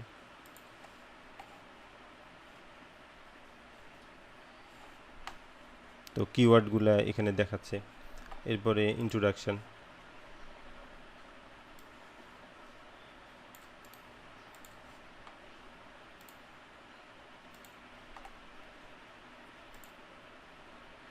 যে ইন্ট্রোডাকশন সেকশন যেটা আছে সেখানে আমরা ইন্ট্রোডাকশন দিয়ে দিব। এভাবে জাস্ট কপি পেস্ট করবো। আর এখানে যে কথাটা বলেছিলাম, যে 15% সাইন আসলে অবশ্যই ব্যাকস্ল্যাশ দিতে হবে। ব্যাকস্ল্যাশ দিলে তখন পার্সেন্ট সাইনটা দেখাবে। যে এগুলা জাস্ট ফরম্যাট যেভাবে আছে সেভাবে চলে আসবে। ওয়ার্ডে করতে গেলে হয়তো আমরা আমাদের এই যে এখানে টেক্সটগুলোর যেই সাইজ অথবা যে ফন্ট, তারপরে আরও যে বিষয়গুলো থাকে যে জাস্টিফিকেশনের বিষয়গুলো, এগুলো এলোমেলো হয়ে যায়। আবার ওয়ার্ডে যদি এরকম হয় যে আমরা ওয়ার্ডে লিখলাম, এটা সাবমিট করলাম, পেপারটা অ্যাকসেপ্ট হলো, কিন্তু এরপরে রিভিউয়াররা কিছু কমেন্ট করলো, তো সেই কমেন্টগুলো অ্যাড্রেস করতে গিয়ে হয়তো কিছু এডিটিং করতে হয়, এডিটিং করতে গেলে টোটাল ফরম্যাটটাই আবার চেঞ্জ হয়ে যায়, মানে অনেক খাটুনি ওইটার জন্য খাটতে হয়। কিন্তু আমরা যদি ল্যাটেকে লিখি তাহলে এডিটিং করলে আমাদের সেটা নিয়ে কোনো টেনশন নেই, আমরা এখানে এডিট করব, আর এটাকে কীভাবে অর্গানাইজ করবে, হ্যাঁ, কীভাবে ফরম্যাট অনুযায়ী কীভাবে অর্গানাইজ করবে, এটা হচ্ছে ল্যাটেকের কাজ, এটা নিয়ে আমাদেরকে চিন্তা করতে হয় না। ফিগারটা কোথায় বসাবে, যেমন আমরা অনেক সময় ওয়ার্ডে হয়তো এখানে ফিগার বসাইলাম, এখান দিয়ে কিছু স্পেস খালি আছে, ওখানে আর টেক্সট লেখা যাচ্ছে না, তো লেটেক কিন্তু ওই কাজ করে না। লেটেক হচ্ছে যদি এরকম হয় যে ফিগারটা এখানে এখানে বসানো যাচ্ছে না, সেই ক্ষেত্রে ফিগারটাকে পরের পেজে পাঠিয়ে দিবে টপে, আর পরের পেজে যে লেখাগুলো সেই লেখাগুলো আবার এখানে নিয়ে আসবে। হ্যাঁ, আবার ফিগার সাইটেশনের ক্ষেত্রে একই, ফিগারের টাইটেল যেমন থাকা দরকার, যে ফন্টে থাকা দরকার, এখানে ফিগারকে যেভাবে ক্রস রেফারেন্সিং করা দরকার, সবগুলো কিন্তু সুন্দরভাবে করা যাবে। তো এখানে ছবি ইনসার্ট করার জন্য কিন্তু ফরম্যাটগুলো বলে দেওয়া আছে, যেমন এইটার লাস্টের দিকে এই যে ইমেজগুলো কীভাবে থাকবে, ফিগারগুলো কীভাবে থাকবে, একটা এক্সাম্পল হিসেবে দেখানো আছে। তো এটা লাস্টের দিকে আছে, আমরা যদি ওই ফরম্যাটে আমরা এখানে যত ফিগার দিব, ট্যাবল দিবে, যে ফিগারগুলো আছে যে এই ফরম্যাটে আমরা ফিগারটা দিব, অর্থাৎ ফিগার এনভায়রনমেন্ট যেটা আমি বলেছিলাম, বিগিন ফিগার, এন্ড ফিগার, তারপরে এখানে এই যে পজিশনিং মানে আমরা এখানে সবই দিয়ে রাখলাম, লেটেক যেখানে সুবিধা মনে করে সেখানে ফিগারটা প্লেস করবে, ডকুমেন্টের মানে ফরম্যাটিং মেনটেন করে যেখানে সুন্দর সেখানে, যেখানে স্পেস পাবে সেখানে ফিগারটা দিবে। আর এখানে এই যে ইনক্লুড গ্রাফিক্স, এভাবে ফিগারের ক্যাপশন, ফিগারের লেভেল এভাবে দেওয়া, আবার ট্যাবলের জন্য এভাবে দেওয়া আছে, এখানে কিছু এক্সাম্পল দেওয়া আছে। তো আমরা যখন এডিটিং করব তখন জাস্ট এখান থেকে যেগুলো আছে এগুলোকে আমরা এডিট করে ফেলতে পারি। আর পেপারের একটা গুরুত্বপূর্ণ বিষয় হচ্ছে যে রেফারেন্সিং করা, রেফারেন্স দেওয়া। আমি যেই ইনফরমেশানগুলো হয়তো অন্য সোর্স থেকে কিছু ইনফরমেশান নিয়েছি, যেমন আমি এখানে এই যে 5 লিখেছি এরকম, এটা অবশ্য ওয়ার্ডে লিখেছি, কিন্তু লেটেকে আমরা এভাবে লিখবো না। লেটেকে রেফারেন্সিংটা অনেক সহজ। লেটেকে যদি আমরা কোনো একটা কিছু রেফারেন্স হিসেবে দিতে চাই, এখানে লাস্টে এই যে টেমপ্লেট দেওয়া আছে, যেমন এই যে বিব আইটেম, বিবলিওগ্রাফি আইটেম B1, এখানে রেফারেন্সটা আমরা এখানে যদি দিয়ে দিই, আর এটার নাম হচ্ছে B1কে আমরা ওখানে সাইট করতে পারি। এই যে আমি যদি এখানে B1 সাইট করতে চাই, ধরা যাক আমি এখানে সাইট করব, আমি জাস্ট এখানে যদি লিখি সাইট, আর শুধুমাত্র এখানে B1 এভাবে লিখে দিলে এটা এখানে সাইট হয়ে যাবে।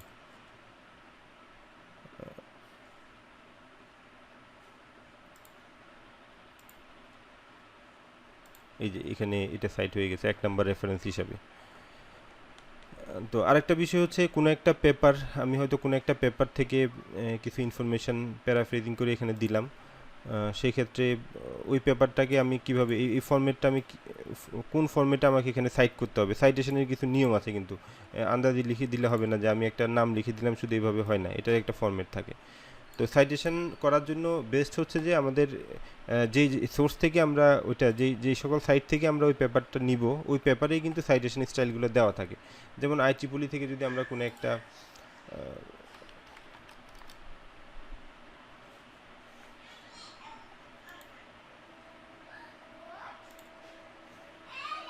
আমি এখানে দেখাচ্ছি, ধরা যাক IEEE থেকে আমরা কোনো একটা পেপার, হয়তো কোনো একটা পেপারকে আমরা সাইট করতে চাচ্ছিলাম, IEEE এক্সপ্লোরে আছে এরকম কোনো একটা পেপার, যেই হবে হোক, ওই পেপারটাকে যদি আমি একটা পেপার যদি আমার কাছে থাকে, ওই পেপারের নাম যদি এখানে লিখে সার্চ করি, ওই পেপারটা কিন্তু চলে আসবে।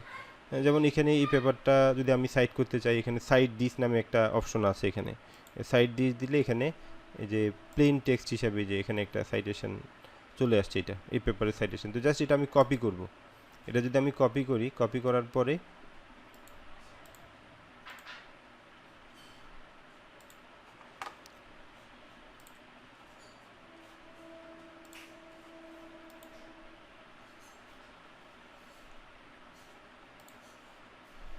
কপি করার পরে এখানে আমি এটা কপি করি, এটা যদি আমার 1 নাম্বার রেফারেন্স হয়ে থাকে, আমি এখানে পেস্ট করে দিলাম, এটা ব্যাস হয়ে গেল। এটা তো এখানে এই ক্ষেত্রে আর ফরম্যাটিং নিয়ে কোনো ঝামেলা নাই, কারণ আমরা যদি আমাদের মতো করে রেফারেন্স ফরম্যাটিং করতে যাই এটা অনেক সময় সাপেক্ষ ব্যাপার। আরেকটা বিষয় হচ্ছে যে ওইটা যদি ওই ফরম্যাটটা যদি IEEE ফরম্যাট যেটা আছে সেই অনুযায়ী না হয়, তখন এটা নিয়েও কিন্তু রিভিউয়াররা কমেন্ট করে যে সাইটেশনগুলো ঠিকমতো হয় নাই।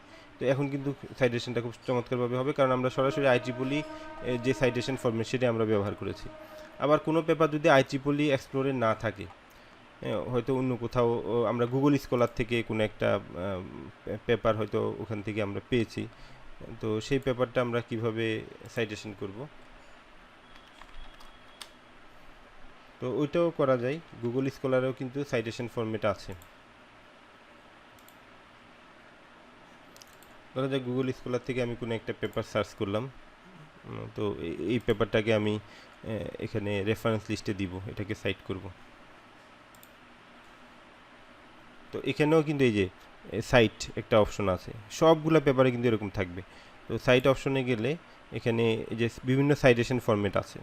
তো এখানে শিকাগো যে সাইটেশন ফরম্যাটটা, এটা IEEE ফরম্যাটের মতোই, আমি এটাই ব্যবহার করি ফরম্যাটিংয়ে। এটা এভাবে কপি করে তারপরে আমি আমার পেপার ওখানে লিখে দিতে পারি। এই যে এখানে 2 নাম্বার হিসেবে আমি এখানে লিখে দিলাম। তো এইভাবে যদি আমরা সাইটেশন মেনটেন করি, মানে রেফারেন্সগুলো যদি এভাবে আমরা মেনটেন করি, সেক্ষেত্রে আমাদের রেফারেন্সিং আর ভুল হবে না, সাইটেশনটা ঠিকভাবেই হবে।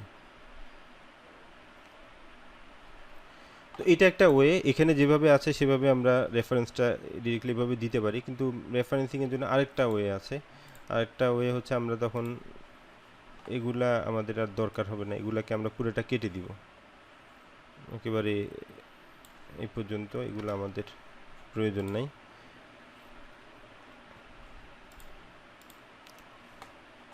এখানে রেফারেন্সের জন্য আমরা এখানে একটা ফাইল ক্রিয়েট করব। নিউ ফাইলে গিয়ে এখানে হয়তো রেফারেন্স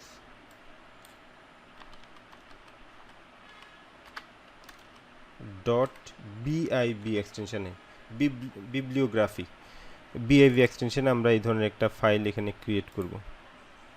এই যে ফাইলটা তৈরি হয়ে গেছে। আর এটার জন্য আমাদেরকে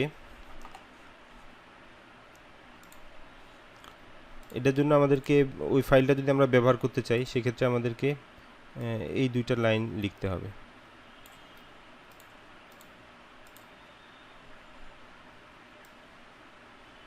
আমরা রেফারেন্স সেকশন যেটা আমরা বাদ দিয়ে দিলাম, সেই জায়গায় আমাদেরকে এই 2টা লাইন লিখে দিতে হবে লাস্টে, যেটা বিবলিওগ্রাফি স্টাইল IEEE ট্রানজেকশন। এখানে এক এক ধরনের জার্নালের জন্য এক এক রকম থাকে। তো IEEE জন্য সাইটেশন স্টাইল বিবলিওগ্রাফি অর্থাৎ রেফারেন্সিং স্টাইল হচ্ছে IEEE ট্রানজেকশন। আর বিবলিওগ্রাফি কোন ফাইলে এটা আছে, যেমন আমি এখানে রেফারেন্স নামে এই ফাইলে রেখেছি, তাহলে এখানে এই ফাইলের নামটা দিব। এখানে যদি ফাইলের নাম অন্য একটা হইতো, এখানে অন্য একটা আমি নাম লিখতাম। এখন আমি এই জায়গার মধ্যে কিন্তু রেফারেন্স রাখতে পারি। তো এটা ওই রেফারেন্সগুলো আমি কিভাবে রাখবো ওখানে, এটা আমি আবার গুগল স্কলারে গিয়ে যে কোনো একটা পেপার আমি দেখাচ্ছি। এই যে ধরা যাক যে এখানে সাইট অপশনে গেলে এখানে আরেকটা অপশন আছে, সেটা হচ্ছে বিব টেক্স একটা অপশন আছে। এই যে বিব টেক্সের এখানে এটা জাস্ট কপি করব। এটা কপি করে আমি এখানে আমার এই যে রেফারেন্সের এখানে এটা দিয়ে দিব। তো এটা দিয়ে আমি জাস্ট এখানে এটাই হচ্ছে রেফারেন্সের নাম, এই অংশটা আমি কপি করলাম, এই অংশটা। এটা কপি করে আমি আবার এই যে .text ফাইলে যাচ্ছি। এখানে কিন্তু অনেক ফাইল আছে, তার মধ্যে আমরা যেটা এডিটিং করছি সেটা হচ্ছে আমার .text ফাইল।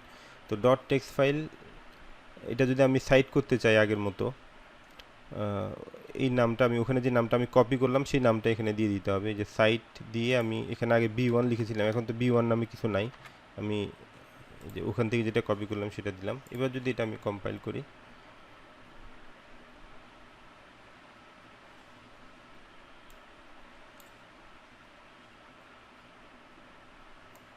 এই যে আমার এখানে রেফারেন্সটা দেখাচ্ছে। আমি এখানে reference.bib এখানে যেটা অ্যাড করেছিলাম সেটা কিন্তু এইখানে রেফারেন্সে দেখাচ্ছে। আবার ওখানে কিন্তু এটা সাইটেশন হয়ে গেছে।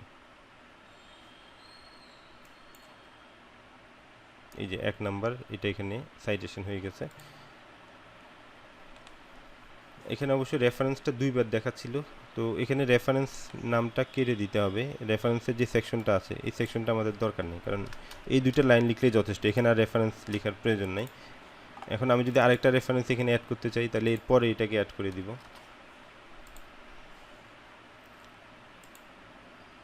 ধরা যাক আরেকটা পেপার আমি এখান থেকে সাইড করব, এই পেপারটাকে আমি সাইড করব, সেক্ষেত্রে এটা বিপ টেক্সট থেকে এটা আমি কপি করে নিব,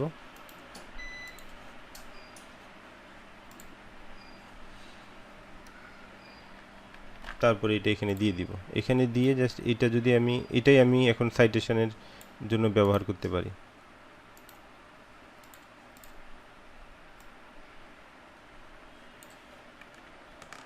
এটা কপি করলাম,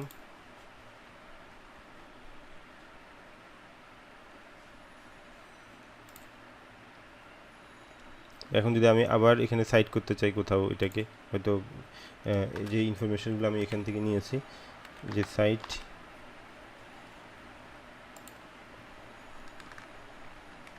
ওই নামটা আমি দিলাম। তো এখানে সিরিয়াল মেনটেন করার দায়িত্ব ল্যাটেকের, আমি জাস্ট যেটাকে রেফারেন্স দিব ওই সোর্সটাকে আমি এভাবে সাইট করে দিব। সাইট করার পরে এখানে এটাকে লিস্টে অ্যাড করা, নাম্বারিং করা, সেগুলো ল্যাটেকের দায়িত্ব। এই যে এটা 2 নম্বরে কিন্তু এটা চলে আসছে। তো এইভাবে যদি করি আমাদের রেফারেন্সিংয়ে আর কোনো ভুল হবে না।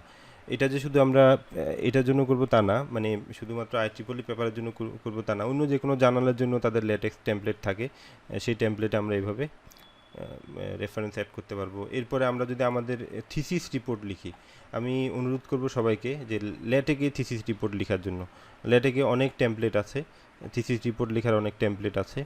তো এটা আমি যতটুকু জানি CSE ডিপার্টমেন্টে মনে হয় অলরেডি একটা টেমপ্লেট ওনারা ডেভেলপ করছে, তো আমি আমাদের ডিপার্টমেন্টের জন্য একটা টেমপ্লেট ডেভেলপ করব।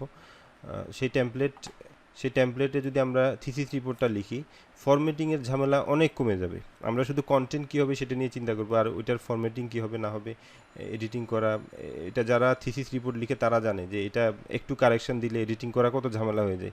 স্যারা যদি বলে যে এই ফিগারটা বাদ দিয়ে দাও, এই ফিগারের দরকার নেই, তো এই ফিগারটা বাদ দিতে গেলে এবার ওয়ার্ডের সবগুলো ফিগারের আবার আলাদা করে নাম্বার লিখতে হয়, ওইটা অনেক বোরিং একটা কাজ। আবার টেক্সটগুলো দেখা যায় কোথাও হচ্ছে টাইমস নিউ রোমান থাকলো, কোথাও থাকলো না, কোথাও ফন্ট সাইজ হয়তো বেশি কম হয়ে যাচ্ছে। তারপরে ফিগারগুলো যে আমরা এখানে ক্রস রেফারেন্সিং করি সেখানেও ভুল হয়ে যাচ্ছে, কিন্তু ল্যাটেকে করলে এটার আউটলুকটাও, রিপোর্টের আউটলুকটাও খুব সুন্দর হবে, আর ফরম্যাটিংয়ের যেই খাটুনি সেটাও আমাদের করতে হবে না। আরেকটা বিষয় আমি বলবো সেটা হচ্ছে প্যারাফ্রেজিং করার জন্য কিন্তু একটা টুলস আছে। আমরা অনেক সময় হয়তো কোনো একটা পেপার থেকে কোনো ইনফরমেশান আমরা নিচ্ছি, তো ইনফরমেশানটা হুবহু নেওয়া যায় না। হুবহু নিতে গেলে কিন্তু এটা আবার ওই যে এই প্লেগারিজম চেক করলে তখন প্লেগারিজম পার্সেন্টেজটা বেড়ে যাবে। তো এই ক্ষেত্রে আমরা যে প্যারাফ্রেজিং টুলস ব্যবহার করতে পারি। প্যারাফ্রেজিং টুলস ব্যবহার করলে এখানে কোনো একটা লেখা লিখলে, এখানে যদি আমি কোনো একটা লেখা লিখি তাহলে সেটাকে প্যারাফ্রেজ করে এখানে দেখাবে।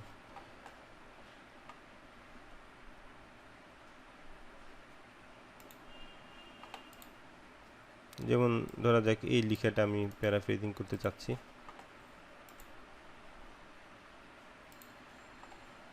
এটা আমাদের থিসিস রিপোর্ট লেখা অথবা পেপার লেখা সেসব জায়গায় কাজে আসবে। তো এটাকে প্যারাফ্রেজ করবে,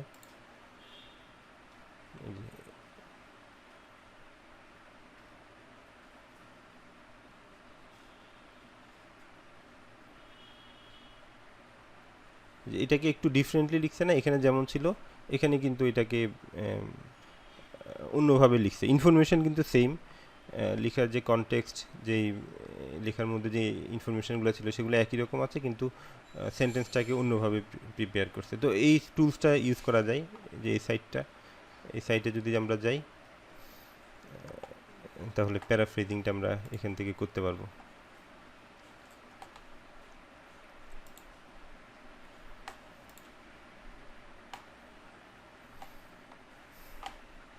তো এতটুকুই আমার বলা ছিল। এটা জাস্ট কীভাবে আমরা IEEE টেমপ্লেট যেটা আছে, IEEE কনফারেন্স টেমপ্লেট যেটা আছে, সেই টেমপ্লেটের মধ্যে কীভাবে আমাদের পেপারটাকে আমরা ফরম্যাটিং করতে পারি।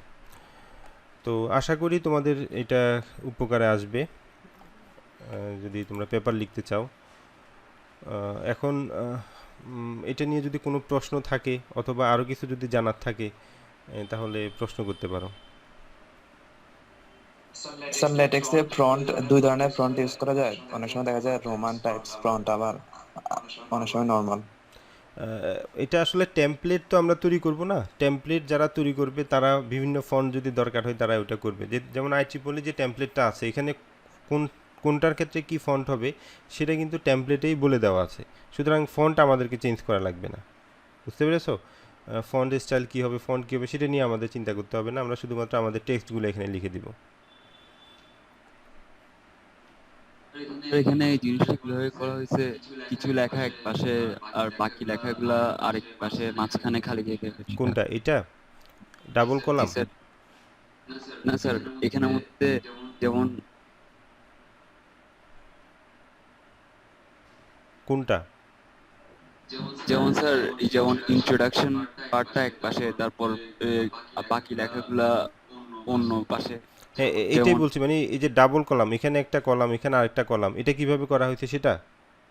জি স্যার। হ্যাঁ এটা কিভাবে করা হয়েছে সেটাও আমাদের জানার দরকার নেই, কারণ এটা টেমপ্লেটটাই হচ্ছে এরকম, মানে টেমপ্লেটে যখন আমি লেখাগুলো লিখবো এই টেমপ্লেটের মধ্যে, এই টেমপ্লেট তৈরি করতে গেলে আসলে অনেক ধরনের কোড লিখতে হয়, তো সেটা কিন্তু আমরা জানার দরকারও নাই। আমাদেরকে টেমপ্লেটটা দিয়ে দিচ্ছে, আমরা শুধু টেমপ্লেটের মধ্যে কোথায় কি লিখতে হবে সেটা লিখে দিব, আর এটাকে অর্গানাইজ করার দায়িত্ব কিন্তু এই টেমপ্লেটের। মানে ল্যাটেকের জন্য এখানে যে টেমপ্লেটে যে কোডগুলো দেওয়া আছে সেই কোডের এখানে আমাদেরকে কিছু করা লাগবে না। আর ওয়ার্ডে হলে অবশ্যই ওয়ার্ডেরও টেমপ্লেট আছে, ওয়ার্ডের টেমপ্লেটও একই রকম ডাবল কলামই থাকে, IEEE কনফারেন্স পেপারগুলো এভাবে ডাবল কলামই থাকে। তো ওয়ার্ডের ক্ষেত্রে হয়তো আমাদেরকে এরকম টেমপ্লেট থাকলে আমরা এখানে কপি পেস্ট করি অথবা এখানে লিখি। তো লিখতে গেলে যেটা সমস্যা হয়, ওয়ার্ডে লিখতে গেলে বিভিন্ন রকম ফন্ট এখানে দেওয়া যায়, আবার আমি আরেক জায়গা থেকে আরেক জায়গায় কপি করলাম, ওখানে এক ফন্ট ছিল এখানে আরেক ফন্ট ছিল, ফন্টগুলো মিক্স হয়ে যায় আর কি। ফরম্যাটে যে ফন্টগুলো দেওয়া উচিত ছিল, যেই সাইজ দেওয়া উচিত ছিল সেভাবে হয়তো হয় না। কিন্তু এখানে কিন্তু আমি জাস্ট এখানে পেস্ট করে দিলাম, কোত্থেকে পেস্ট করলাম সেটা কোন ফন্টে ছিল সেটা কোনো বিষয়ই না। আমার যে এখানে যে আউটপুট পিডিএফটা তৈরি হবে সেখানে কিন্তু ফরম্যাটের মধ্যে যেই ফন্ট স্টাইল হওয়া উচিত ছিল সেটাই হবে। বুঝছি। স্যার থিসিস যদি আমরা লেটেক্সে লিখি সেক্ষেত্রে স্যার রিপোর্টের কোনো টেমপ্লেট আছে? হ্যাঁ রিপোর্টের একটা টেমপ্লেট আমি কালেক্ট করে সেটাকে জাস্ট এডিটিং করে নিব, কারণ আমাদের ডিপার্টমেন্টের যে ফরম্যাটটা আছে ট্রিপলি ডিপার্টমেন্টের, তো ট্রিপলি ডিপার্টমেন্টের একটা ওয়ার্ড টেমপ্লেট দেওয়া আছে, তো সেই ওয়ার্ড টেমপ্লেট করে জাস্ট কিছু এডিট করে নিলেই হবে। লেটেকে কিন্তু অনেক টেমপ্লেট আছে, আমি যদি এখানে দেখাই, এটা আমি ব্যাক করে এখানে যদি আমি দেখাই, এখানে এই যে নিউ প্রজেক্ট যদি খুলি এখানে কিন্তু অনেক ফরম্যাট আছে, যে book, academic journal, formal letter, poster. আমরা বিভিন্ন পোস্টার প্রেজেন্টেশন করি, পোস্টারগুলো কিন্তু এখানে খুব সুন্দরভাবে লেখা যায়, প্রেজেন্টেশন স্লাইড তৈরি করা যায়, সিভি তৈরি করা যায়, এটাও তোমরা লেটেকে তৈরি করতে পারো। সিভির টেমপ্লেট এখানে আছে, এই যে থিসিস টেমপ্লেট আছে, তো এখানে যে টেমপ্লেটগুলো আছে সেখান থেকে হয়তো একটাকে আমাদের ডিপার্টমেন্টের মতো করে এডিট করে আমরা ব্যবহার করতে পারবো। ঠিক আছে?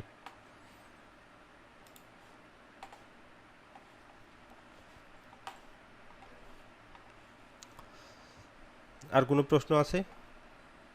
স্যার লেটেক্সে স্যার অনেক সময় দেখা যায় যে স্যার কোনো একটা মানে ফিগার যদি বড় ছোট হয়ে যায় সেটার মানে স্যার ফিগারের লেন্থটা বা উইডথটা যদি আমরা মানে ঠিক রাখতে না পারি স্যার, সেক্ষেত্রে দেখা যায় যে ফিগারটা অন্য সাইডে চলে যায়, তারপর হচ্ছে স্যার নিচের যে আমি সেকশনটা লিখছি সেই সেকশনটা ফিগারের উপর চলে হ্যাঁ আসে। সেটাই তো, ওইটা সমস্যা নাই তো, মানে একটা ফিগার একটা টেবল সেটা ঠিক আমি যেখানে লিখেছি সেখানেই থাকতে হবে এমন কথা না।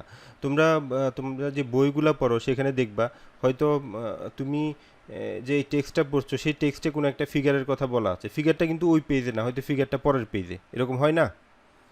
তো জি ওইটা স্যার। কোনো সমস্যা না, ওইটা আমরা তো ফিগারটাকে এখানে ক্রস রেফারেন্সিং করছি, আমি হয়তো বলছি যে এই ফিগারে আমি এই বিষয়ে আমি দেখিয়েছি, তো ফিগারটা এখন ফিগারের নাম্বার আছে, তুমি ফিগারের নাম্বারটা হতে পারে যে ফিগার ইমিডিয়েটলি তার পরের পেজে আছে, সেই পেজে গিয়ে তুমি ফিগারটা পেয়ে গেলা। স্যার কিন্তু স্যার অনেক সময় প্রবলেমটা দেখা যায় যে স্যার যদি আমি শেষে যদি স্যার ধরেন আমি স্যার রেজাল্টের মধ্যে কিছু ছবি দিলাম আর হচ্ছে কনক্লুশনের লেখাটা লিখলাম, তখন স্যার দেখা যায় যে আমার মানে রেজাল্টের যে ছবিগুলো আছে ওইটা ওই যে সেগুলা। পজিশনিং যেটা বললাম, এখানে এই যে পজিশনিং আছে না, হ্যাঁ জি তুমি স্যার। যদি শুধু এখানে এইচ লিখো, টি বি এগুলো যদি না লিখো তাহলে ওখানেই দেখাবে, টি দিলে তো তখন সেই স্যার ওখানে পজিশনিংটা বিভিন্নভাবে শুধু যদি এইচ লেখা হয় মানে যেখানে ফিগারটা দেওয়া হয়েছে ওখানেই দেখাইতে হবে তাহলে ওখানে দেখাবে।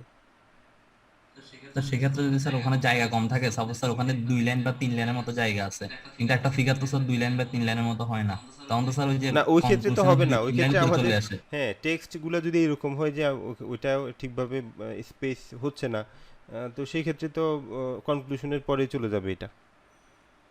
জি স্যার, তখন কি করবো স্যার? তখন যেটা করতে হবে আমাদেরকে আরও কিছু এডিটিং মানে টেক্সটের ক্ষেত্রে একটু বাড়ায় নিতে হবে অথবা কোথাও থেকে বাদ দিয়ে কমায় নিতে হবে, কারণ এটা যে কোনো জায়গায় করতে গেলেই আমরা সমস্যায় পড়বো, ওয়ার্ডে করতে গেলেও তো সেম সমস্যা।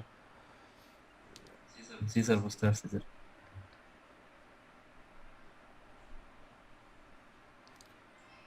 স্যার আরেকটা ব্যাপার হচ্ছে স্যার, এখানে রেফারেন্স অ্যাড করা যেটা দেখাইছেন স্যার, ওইটা তো হচ্ছে স্যার আপনি মানে ইন্ট্রোডাকশনের মধ্যে স্যার সাইটেশন দিছেন, ওভাবে অ্যাড করা দেখাইছেন স্যার। আমি ইন্ট্রোডাকশনের মধ্যে তো মানে রেফারেন্স অনেকগুলো দিই, মানে ইন্ট্রোডাকশনের মধ্যে তো আমি স্যার কয়েকটা জাস্ট রেফারেন্স দিব। সেক্ষেত্রে স্যার আমি তো এমনি নিচে রেফারেন্স দেওয়ার সময় ওখানে তো স্যার আমি 10-12টা রেফারেন্স দিব। তো স্যার সেক্ষেত্রে আমি ওই 2-3টা যেগুলো ইন্ট্রোডাকশনে দিছি সেগুলো ছাড়া স্যার বাকিগুলো কিভাবে অ্যাড করবো স্যার? এক পেপারে সাইটেশন করতে হয় সাধারণত প্রিভিয়াস ওয়ার্কগুলোকে সাইট করা হয় আর কি। আমরা যে জি স্যার। রিসার্চটা করছি এটার প্রিভিয়াস কী কী কাজ হয়েছে সেটাকে আমরা সাইট করি।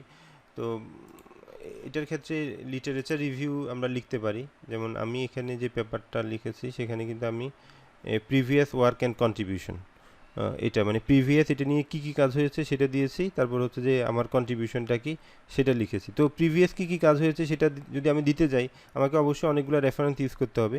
ইন্ট্রোডাকশানে সাধারণত আমরা অনেক সময় প্রিভিয়াস ওয়ার্ক ইন্ট্রোডাকশানও মেনশন করি, অথবা আমাদের এখানে মোটিভেশন লিখতে গিয়ে আমরা হয়তো কিছু ইনফরমেশন অন্য কোনো সোর্স থেকে ব্যবহার করি, তখন আমরা ইন্ট্রোডাকশানে রেফারেন্স দিই। আর ইন্ট্রোডাকশানে যদি আমরা প্রিভিয়াস ওয়ার্কগুলো সম্পর্কেও যদি আমরা লিখি সেক্ষেত্রে ইন্ট্রোডাকশানে কিন্তু অনেক রেফারেন্স আমাদেরকে দিতে হবে। আর যদি আমরা প্রিভিয়াস ওয়ার্কটা আলাদা একটা সেকশন হিসেবে লিখি সেখানে আমাদেরকে রেফারেন্স দিতে হবে।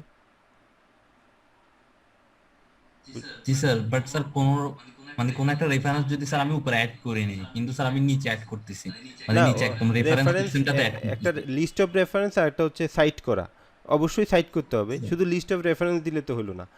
ওই যে ওই রেফারেন্স থেকে আমি কি ইনফরমেশন নিয়েছি সেটা যদি আমি সাইট না করি তাহলে কিন্তু এটা রেফারেন্সিং হয় না। স্যার তাহলে কি আমার হ্যাঁ প্রত্যেকটা অবশ্যই, রেফারেন্সকে এখানে সাইড হ্যাঁ করতে হবে? অবশ্যই প্রত্যেকটা, এখানে আমি যেমন এখানে আমার 16টা রেফারেন্স আছে, লিস্ট অফ রেফারেন্সে 16টা আছে, তাহলে প্রত্যেকটাকে কিন্তু সাইট করতে হবে। সাইট না করলে কিন্তু রেফারেন্স দেওয়ার কোনো মিনিং নাই। বুঝতে পেরেছো? জি স্যার, বুঝতে পারছি স্যার।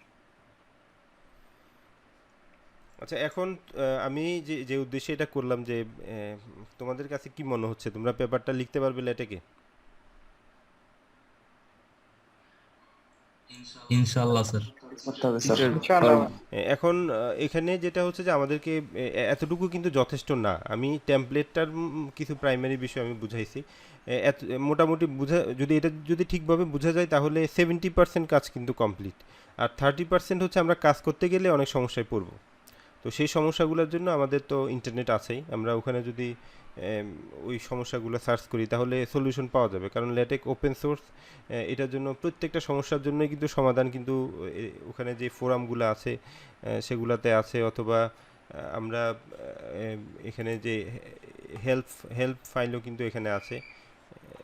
এই কী বলে ওভারলিফে কিন্তু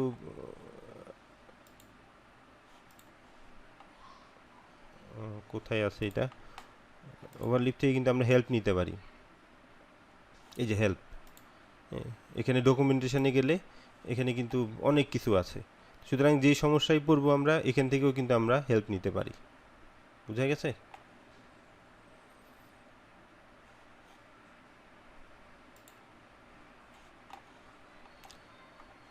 তো আশা করি তোমরা চেষ্টা করবা এটা লেটেকে তোমাদের পেপার লেখার জন্য। আর যেই কারণে এটা করা সেটা হচ্ছে আমাদের আইসেট কনফারেন্সকে টার্গেট করে।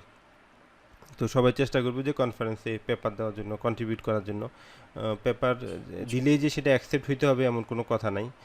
প্রথমবারে তো হয়তো অ্যাকসেপ্ট নাও হইতে পারে। আমরা কিভাবে পেপার লিখতে হয় এটা যদি মোটামুটি শিখে ফেলতে পারি তাহলে আমরা একটা ট্র্যাকে চলে আসবো। একটা ট্র্যাকে আসলে অটোমেটিক পেপার হইতেই থাকবে, সেটা নিয়ে টেনশন করতে হবে না। ঠিক আছে? তো এখন পেপার কিভাবে লিখতে হয় সেই আইডিয়াটা আমাদের থাকাটা জরুরি। যারা একেবারে প্রাইমারি স্টেজে কাজ করছো, তো তোমরা যতটুকু পারো একটা প্রজেক্ট যদি হয় সেই প্রজেক্টটাও কিন্তু এভাবে সাজানো যায়, আমি যেভাবে বললাম সেভাবে সাজানো যায়। আমি বাড়তি একটু কথা বলি, সেটা হচ্ছে এই যে অ্যাবস্ট্রাক্টে কী লিখতে হয়। অ্যাবস্ট্রাক্টটা হচ্ছে আমাদের আসলে কাজের একটা সামারি লিখতে হয়, আমরা কাজটা কেন করছি, একেবারে অল্প কথায় একটা মোটিভেশন, কাজটা কিভাবে করেছি, এটার ফলাফল কী, এই 3টা পয়েন্ট দিয়ে কিন্তু আমরা অ্যাবস্ট্রাক্ট লিখতে পারি। মানে মেথোডোলজিগুলো সংক্ষেপে লেখা, তারপর হচ্ছে এটার ফলাফল কী সেটা সংক্ষেপে লেখা। একটা প্রজেক্ট যদি হয়ে থাকে সেটারও এটার একটা মোটিভেশন থাকে। যেমন একটা হুইল চেয়ার যদি হয়, হুইল চেয়ার আমরা কেন তৈরি করছি, তারপরে হুইল চেয়ারের এটা কিভাবে তৈরি করেছি, তারপর হচ্ছে যে এটার আউটকামটা কী সেটা আমরা লিখতে পারি। ইন্ট্রোডাকশনের মধ্যেও আমরা মোটিভেশনটা একটু ইলাবোরেটলি লিখতে পারি। তারপরে প্রিভিয়াস কন্ট্রিবিউশনগুলো কী কী ছিল, প্রিভিয়াসলি এটা নিয়ে কী কী কাজ হয়েছে সেটা নিয়ে আমরা ইলাবোরেটলি লিখতে পারি। তারপর আমাদের কন্ট্রিবিউশনটা কি সেটা আমরা লিখতে পারি। এরপরে এটা কিভাবে ডেভেলপ করা হলো, সিস্টেম ডিজাইন অথবা মেথোডোলজি, এই হুইল চেয়ারটা কীভাবে ডেভেলপ করা হলো সেটা, যে টেকনিক্যাল বিষয়গুলো ছিল সেগুলো আমরা এখানে লিখতে পারি। তারপরে এটার যেই অ্যালগোরিদম, ফ্লো চার্ট, এই ধরনের ফ্লো চার্ট ড্র করতে পারি, এটা সার্কিট ডায়াগ্রাম আমরা দিতে পারি। তারপরে এটার যে রেজাল্ট ইমপ্লিমেন্টেশন করার পরে এটার কিছু ছবি দিতে পারি আমরা। তারপরে কিছু যদি যে রেজাল্টগুলো আছে কোনো গ্রাফিক্যালি যদি আমরা সেটা দেখাইতে পারি, এই ধরনের ফিগার হিসেবে যদি দেখাইতে পারি, এগুলো দেখানো যায় খুব সিম্পল। আমরা আসলে চাইলে যে কোনো প্রজেক্ট থেকে কিছু ডেটা বের করতে পারি, সেই ডেটা দিয়ে কিছু প্লট করতে পারি, করে তারপরে ফলাফলগুলো এভাবে এক্সপ্লেন করতে পারি। এরপর হচ্ছে কনক্লুশন, তারপরে লিস্ট অফ রেফারেন্স। তো এখানে যে পেপারটা লেখা হয়েছে এটা যে খুব বড় কোনো কাজ তা কিন্তু না। হ্যাঁ, এটাও খুব সিম্পল কাজ। এই ধরনের প্রজেক্ট তোমরা নিজেরা করো, অনেক স্টুডেন্ট আছে প্রজেক্ট ফেয়ারের থেকে ভালো ভালো প্রজেক্ট দেয়, কিন্তু ওইটা হচ্ছে সেই হয়তো জানে না কীভাবে পেপার লিখতে হয়, কীভাবে প্রেজেন্টেশন করতে হয়, সেটা না জানার কারণে হয়তো তার ওইটা পাবলিশ হয় না। কিন্তু আসলেই আমরা বিভিন্ন প্রজেক্ট ফেয়ারে যে প্রজেক্টগুলো করি অথবা আমাদের থিসিসের জন্য যে প্রজেক্টগুলো করি প্রত্যেকটাই কিন্তু পাবলিশ করা যায়। সুন্দরভাবে প্রেজেন্ট করে যদি আমরা কাজটা ফুটিয়ে তুলতে পারি প্রত্যেকটাই কিন্তু পাবলিশ করার মতো।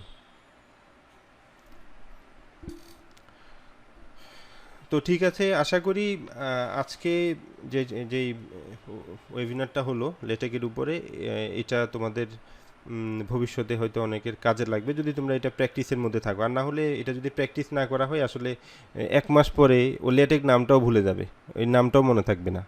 ঠিক আছে, তো এটা প্র্যাকটিস করতে হবে। রেগুলার যদি প্র্যাকটিস করা হয় তখন দেখা যাবে আমরা ওয়ার্ডে কাজ করার থেকে লেটেকে বেশি কাজ করছি। ওয়ার্ডে হয়তো আমরা একটা প্রেজেন্টেশন স্লাইড তৈরি করবো, সেটাও আমরা লেটেকে করছি। হয়তো একটা অ্যাপ্লিকেশন লিখবো, সেটাও আমরা লেটেকে লিখছি, কারণ লেটেকের আউটলুকটাই অন্যরকম।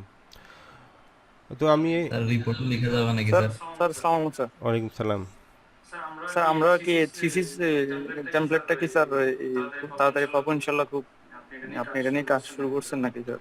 হ্যাঁ, আমার কাছে একটা টেমপ্লেট অবশ্যই আছে, তো সেই টেমপ্লেটটাকে আমি এডিটিং করব, এডিটিং করে আমি এটা হলে তো স্যার আমাদের জন্য আসলে অনেক বেশি হয় আর কি থিসিসের ক্ষেত্রে। আচ্ছা ঠিক আছে, ইনশাল্লাহ আমি চেষ্টা করব এটা টেমপ্লেটটা তাড়াতাড়ি দিয়ে দেওয়ার জন্য।